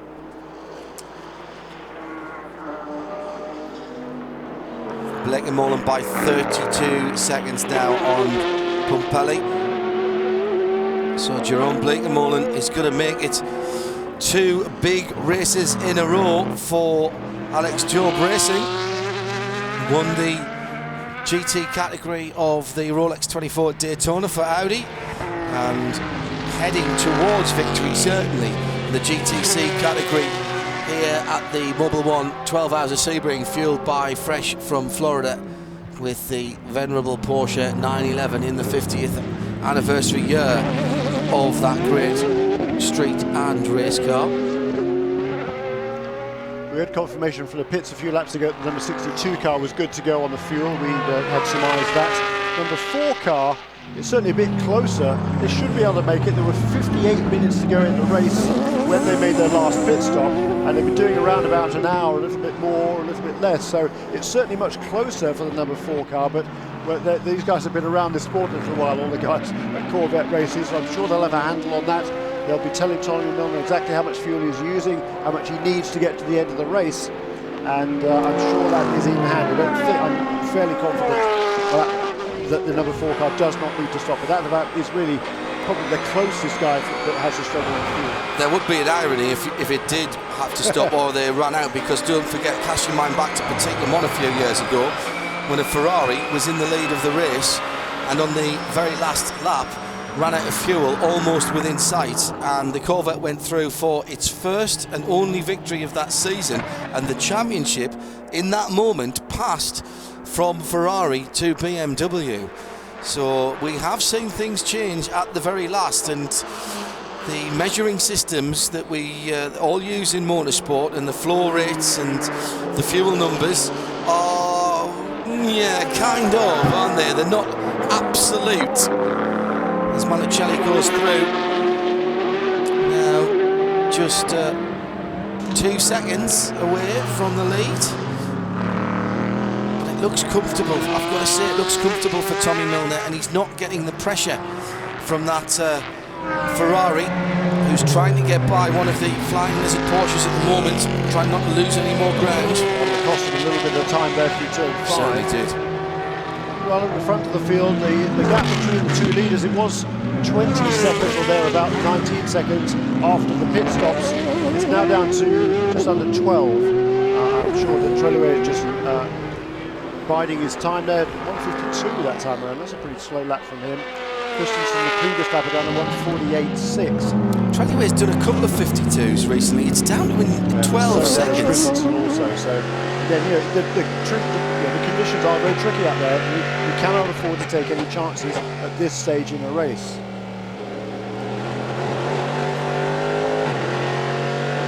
Six and a half minutes left to go. On board with the leader in GT, Tommy Milner. Let's have some thoughts from you, Jeremy, as much as we can, with a couple of the classes still up for grabs, certainly this GT category. Let's start with GTC. Another great battle, and all right, not the barnstorming finish we were expecting. but Blake Mullen looks like he's going to take the battle for Alex Job Racing. Before we do that, let's chronicle the up and down day of the number 4 GM Chevy Corvette. Electrical problems for Richard Westbrook brought him into the pit lane. They had to cut one of the wires because there was smoke going on in there.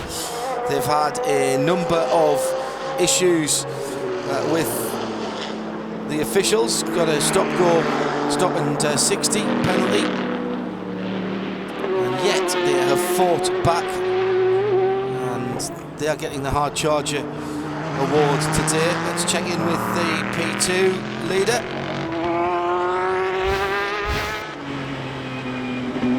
Marino Franchitti celebrating the arrival of baby Luca last Friday, and in addition to our community, in a loss to our community last Friday with Carl Eric Christensen, Tom's dad, passing away, and Luca Franchitti arriving. Looks like Marino is going to take that one ahead of his teammate. Let's go back to GTC, Jeremy. 33-second lead here, and this will be a little delightful double for Alex Job Racing after the Rolex 24 at Daytona. Yeah, that's right, it absolutely will, and a second consecutive win here as well in the 12 Hours of Sebring for this team. So remarkable. 1-2 they were last year. You're going to have to be content with just one. Just a win this time. I think that's all right, isn't it? Right. Yeah. And also for Jerome Blakemole, just his 20th start in the American Le Mans Series, looking to score victory number 12. 12 out of 20. That's not a bad one. Really? That is a remarkable strike rate, isn't it? I think in GT, BMW 4th position for Jörg Muller and 7th for Joey Hand for the new cars. I think they'll be relatively happy with that. It could have been a bit better, in fairness. I think all sorts of fabulous stories in GT. The SRT Vipers have been magnificent. Haven't quite lasted the pace at the end, but still a fantastic effort in a very, very tough motor race. 5th place for Falkenberg.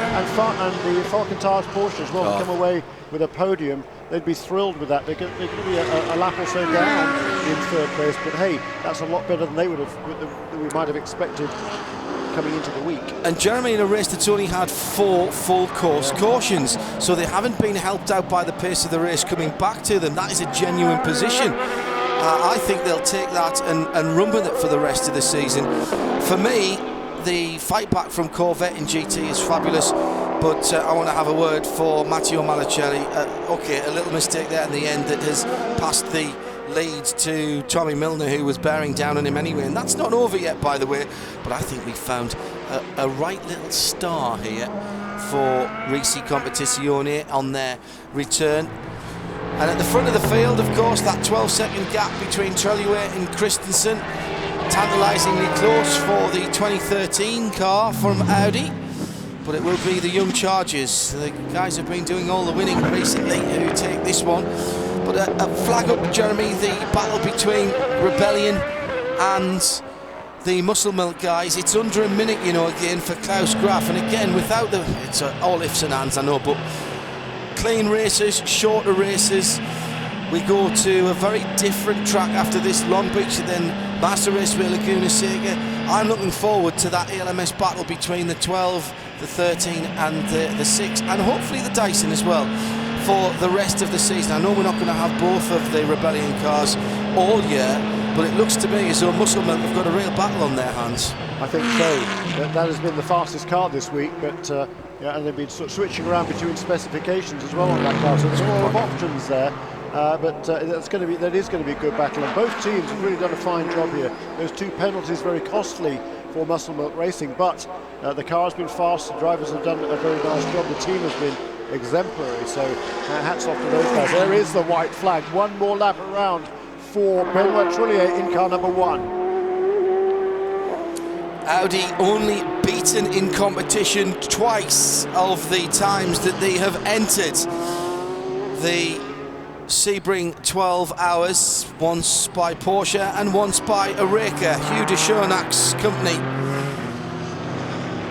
But this weekend, it has all been about the celebrations of Audi, bringing their past cars and past drivers to relive those previous glories. Last lap. So in some way, perhaps, given that they've been looking back at their history, that it's the 2012 car that will take it from the future, the 2013 car. Although interesting, it's the younger set of drivers that are in that car. Lena Gate will have another major victory on her engineering CV as Benoit Treluet comes through with over 10 seconds at the line from Tom Christensen in second place. Despite this win, Jeremy, I honestly don't think that Audi Sport will be that happy. I don't think it was a clean enough run for them. I don't think it was dominating enough run for them, and I don't think it has sent shivers down the spine of the guys at Cologne, and by that, of course, I mean Toyota, who they will be racing in a month's time at Silverstone. Yeah, I have to agree with you. I know there's certainly the two guys are going to be particularly disappointed here. Are going to be Tom Christensen and Alan McNish, who really did have very high hopes of a second win in a row. Number 7 it would have been for TK, number 5 for Alan McNish, but it doesn't look that way, John. Here comes the leader, and he's just gone past the Corvette, so there'll be no extra lap for the GT battle. It's Treluet who brings the number 1 Audi home, along with Marcel Fessler and Ollie Jarvis. Through goes the GT winner, Tommy Milner, who wins it by a very small margin. The 52 car going through there as well. That was the PC category winner. David Ostella's done a great run in that final category. There's smiles on the face of Ollie Jarvis and the Audi crew. There are smiles and I think sighs of relief from the guys in the number 4 Audi crew. Damien Faulkner has come to a dead stop out on the circuit on the last lap around. This is the 3rd place car. He will lose the podium here. I think Sean Edwards has gone through and he's dropped to 4th position.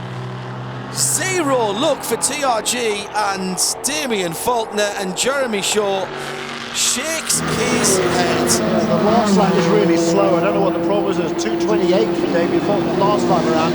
Looks like he's not going to reach the finish line. What a heartbreaker. Who was?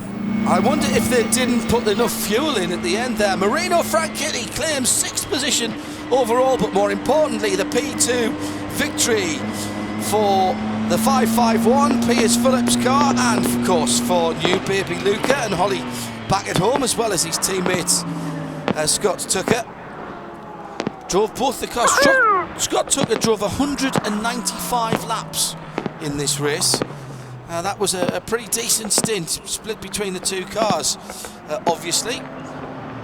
But Ryan Briscoe, Marino Franchitti and Scott Tucker taking the victory ahead of their teammate. Not the absolute barnstorming finish that we've seen in the past, Jeremy, but for me, enough to keep me interested throughout that 12 hours.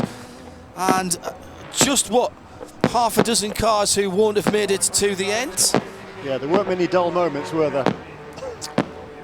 Well, we'll wrap it up with some of the winners' interviews. There are your class winners for the 61st annual Mobil 1 12 Hours of Sebring.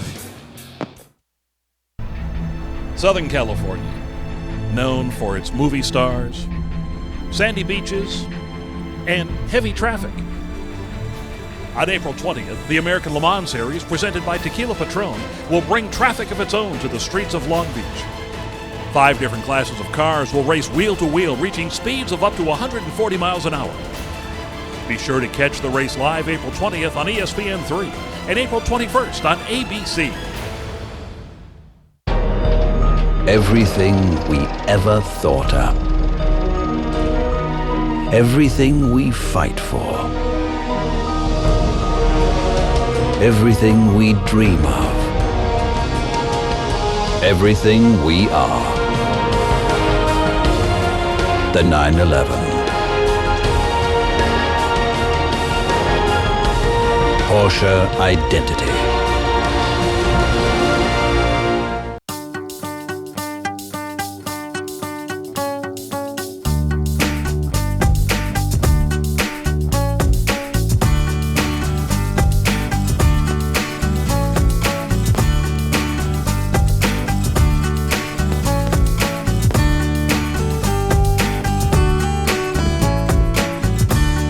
When it comes to fun family getaways, it's got to be Holiday Inn Club Vacations. Room to be yourself. The American Le Mans Series presented by Tequila Patron. The fusion of man, mind, and machine in the ultimate test, where the fight for first is around every corner and the sole focus of every driver. It's 100% adrenaline because the battle for the win is everything. And there's only one place in North America to see the thrills of Le Mans. It's the American Le Mans Series, presented by Tequila Patron.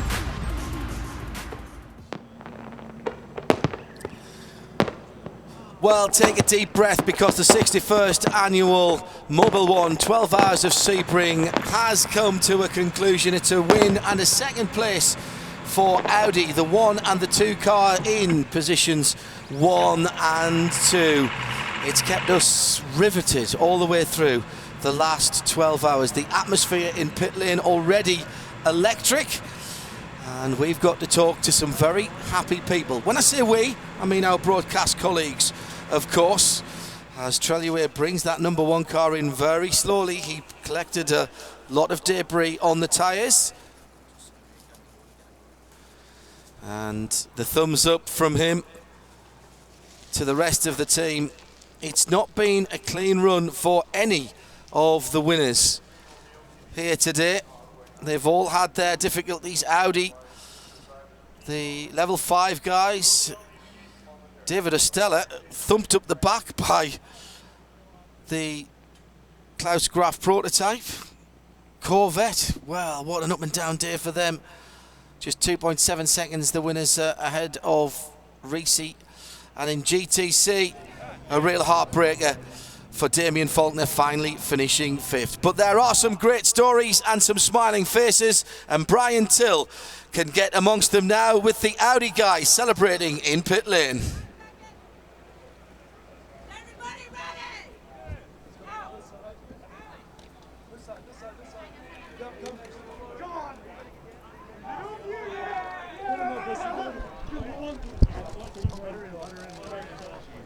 We go through this every year.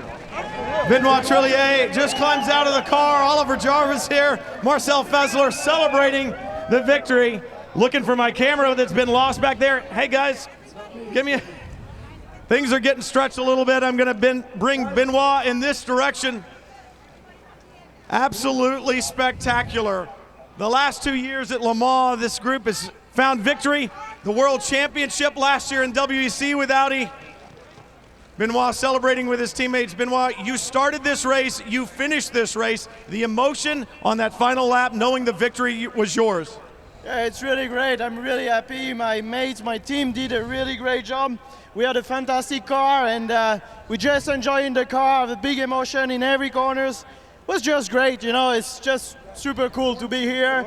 My first win in America, thanks to America, thanks to my mates, thanks to my team, thanks to everybody. And Marcel, you've been here before. You've been in the American Le Mans Series. You tasted the champagne at Le Mans, but you take your first victory here at Sebring. You're known as being steady and fast and the anchor guy, but you put it on the pole to claim the pole and the victory here at Sebring. What does that mean? Yeah, it's just a great day, I think, for all of us of the team. And it was really so tight with our sister car, and I think everyone could win, but we were a little bit more lucky in the end. Both of my teammates, they did an awesome job, and the team, great pit stops, everything. Really, really happy day for us. And for Oliver Jarvis, I think you're going to move to Florida, because this year in Florida has been very good for you and for Audi. You take the victory in GT at the Rolex 24, and now in the final American Le Mans Series event at Sebring, you take the victory. How special is this? 2 wins for Audi in Florida this year for you. This has been an amazing start to the year. I think I need to move here, like you say, give myself a drive.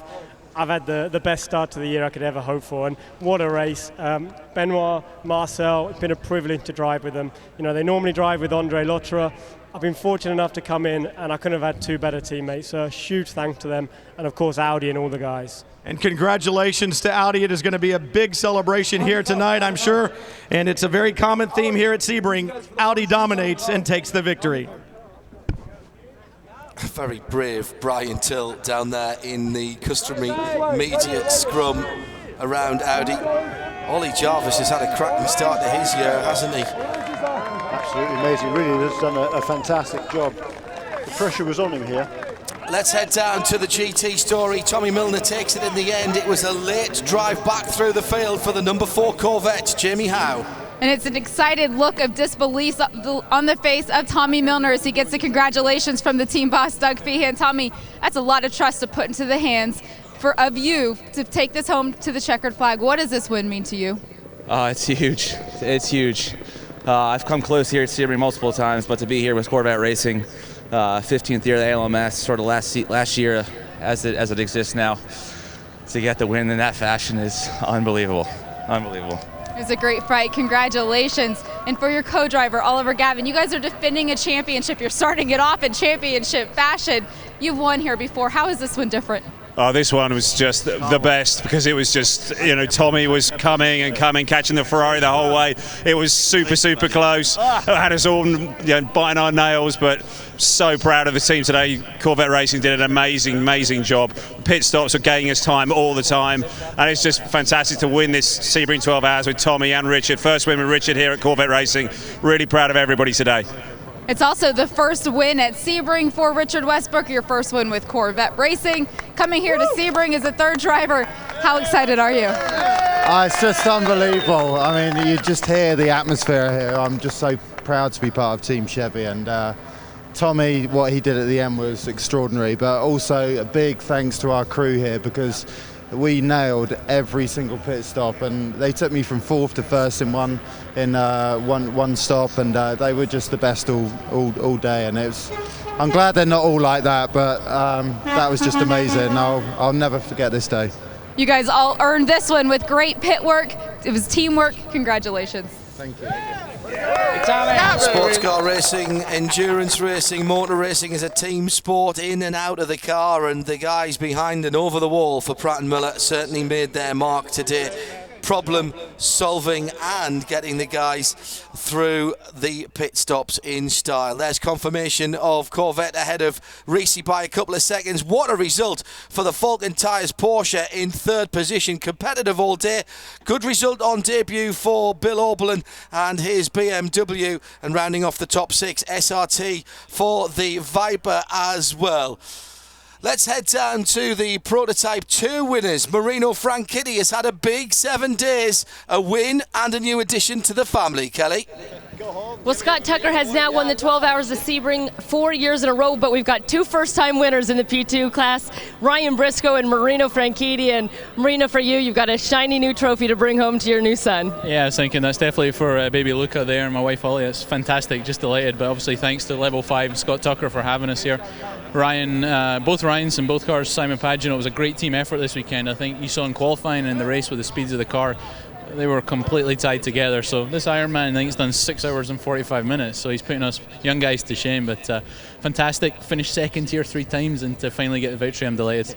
Congratulations. For you, Scott Tucker, as he just said, a monster. 2 stints in both cars for you, over 6 hours. Talk about the effort you put in today. We kind of planned on that, and I just wanted to prove it to myself that I could do it. And the team did a great job. Both Ryans, Marino, Simon. I mean, we really put this thing all together at the last minute, but we're well deserved for everybody's hard work. And for Ryan Briscoe, who's seen the pole at the Indy 500, where does a win here at the 12 Hours of Sebring rank in your racing career? Oh, it's awesome. I've tried twice here before and didn't come close. I mean, this place is challenging. It's physical. It's hard on equipment, and true testament to all the guys at Level 5 and Honda HPD for putting this program together. And these cars just ran strong all day long. So it's an honor. I'm really excited to be here. Great to get my first win. Congratulations, you guys. Thank you. First and second for the Level 5 Operation 551 from 552. A word for Piers Phillips as well, the engineer on the 551 car. And a very good result for Greaves Motorsports, led by Tom Kimber-Smith along with Christian Zergel and Eric Lux, the 41 car on the Dunlop tyres, coming home in 3rd position. In Prototype Challenge, another nail-biter at the end. It was 15 seconds. It could have been a lot less as the 52 car takes the victory, and Chris Neville has the happy team. Yeah, and Prototype Challenge, it was back and forth all day, the 05, the 9, the 52, and in the end it was Bobby Oracle's group that comes away with the victory. And David Ostello, wow, what a great week for you before Monday. You had never seen this place, but you got some laps here and you kept the car out front. Yeah, it was amazing. You know, first time here in the American Le Mans Series with the Continental tires, and you know, this car was just hooked up all race. The team did an awesome job. Got to thank PR1 Motorsports and David Chang and Michael Gouache. You know, they drove what they had to do. They did what they had to do on the track and got what was done. We kept our heads down, made as little mistakes as possible, and we ended up on top. And David Chang, just 23 years old. This team took some hits today. You guys got hit on the first lap. You also got hit mid-race by Muscle Milk, but you guys still kept the thing out front. Man, it was an exciting race, and you know, the team put together such a great strategy for us, and that's really what got us the win here. I mean, every time we were down, the team gave us a great strategy to crawl back into the lead. And in this last 2 hours, I was just praying to baby Jesus. I mean, these Continental tires work so great. And we really calculated what the prime of these tires are. And that's what really, in the last 15 minutes, got us the win. Mike Gouache, you're starting to build a pretty good batting average here. You won 2 years ago. This is your third running now. You're your fourth running now. Third running now. You won 2 years ago. Dane Cameron. You're starting to build a pretty good resume here at Sebring. Yeah, it's actually really nice. 2 out of 3 right now. So it was a great run. David and David, you know, the two Davids did excellent. You know, we all did our jobs. Bobby put together a great strategy. You know, great job for Bobby Oracle and PR1, and the Continental tires were awesome. And they worked fantastic. So very happy. Thank you very much. Yeah, big day for Continental tires, and they did their debut in Prototype Challenge. Great job, guys. And confirmation of the results in the Continental Tires Prototype Challenge. There are the PR1 guys at top. PR1 Motorsports in second. Could have been a little bit better for them. Didn't have a lot of luck. Stefan Johansson did a good job for them. And how about third place for Performance Tech, celebrating 500 years of the great state of Florida, and on the podium ahead of RSR Racing, defending champions Core Autosport in 5th position. In GTC, there's a sort of deja vu about this one. Another double winner in the big 2 races of the year. GTC won by Alex Job Racing. The winners with Andrew Marriott.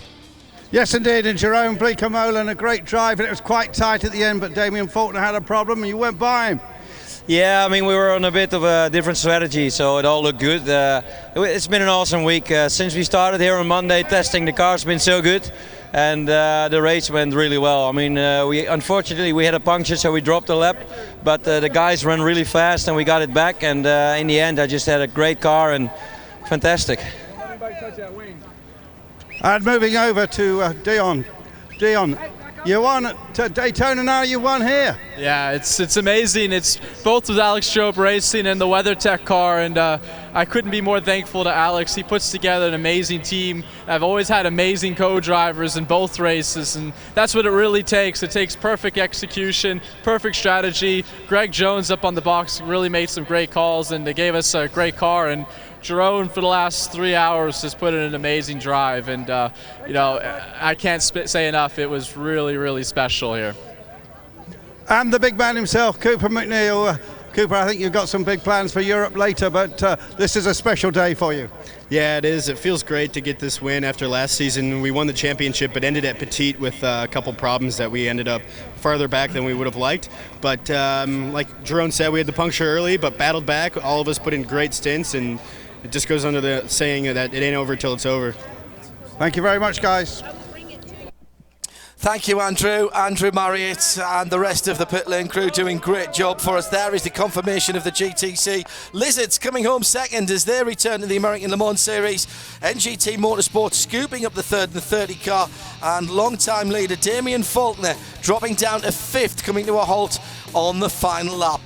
6th and 7th for the debutant team, Dempsey Del Piero Racing. I think we'll hear a little more of those 2 cars throughout the rest of the season. Jeremy Shaw, another great race here at Sebring with plenty of stories. I mean, it's a whole season of stories in one day as we check the Michelin Green X Challenge results. The number 1 Audi wins from the number 2, decent margin of victory there. Low scores counting, of course, ahead of Muscle Milk Racing. And in the GT category, much closer, but it goes to Risi Competizione. Scant reward. They came second in the big race, but had better fuel consumption and take the Green X Challenge by being cleaner, faster, and more efficient.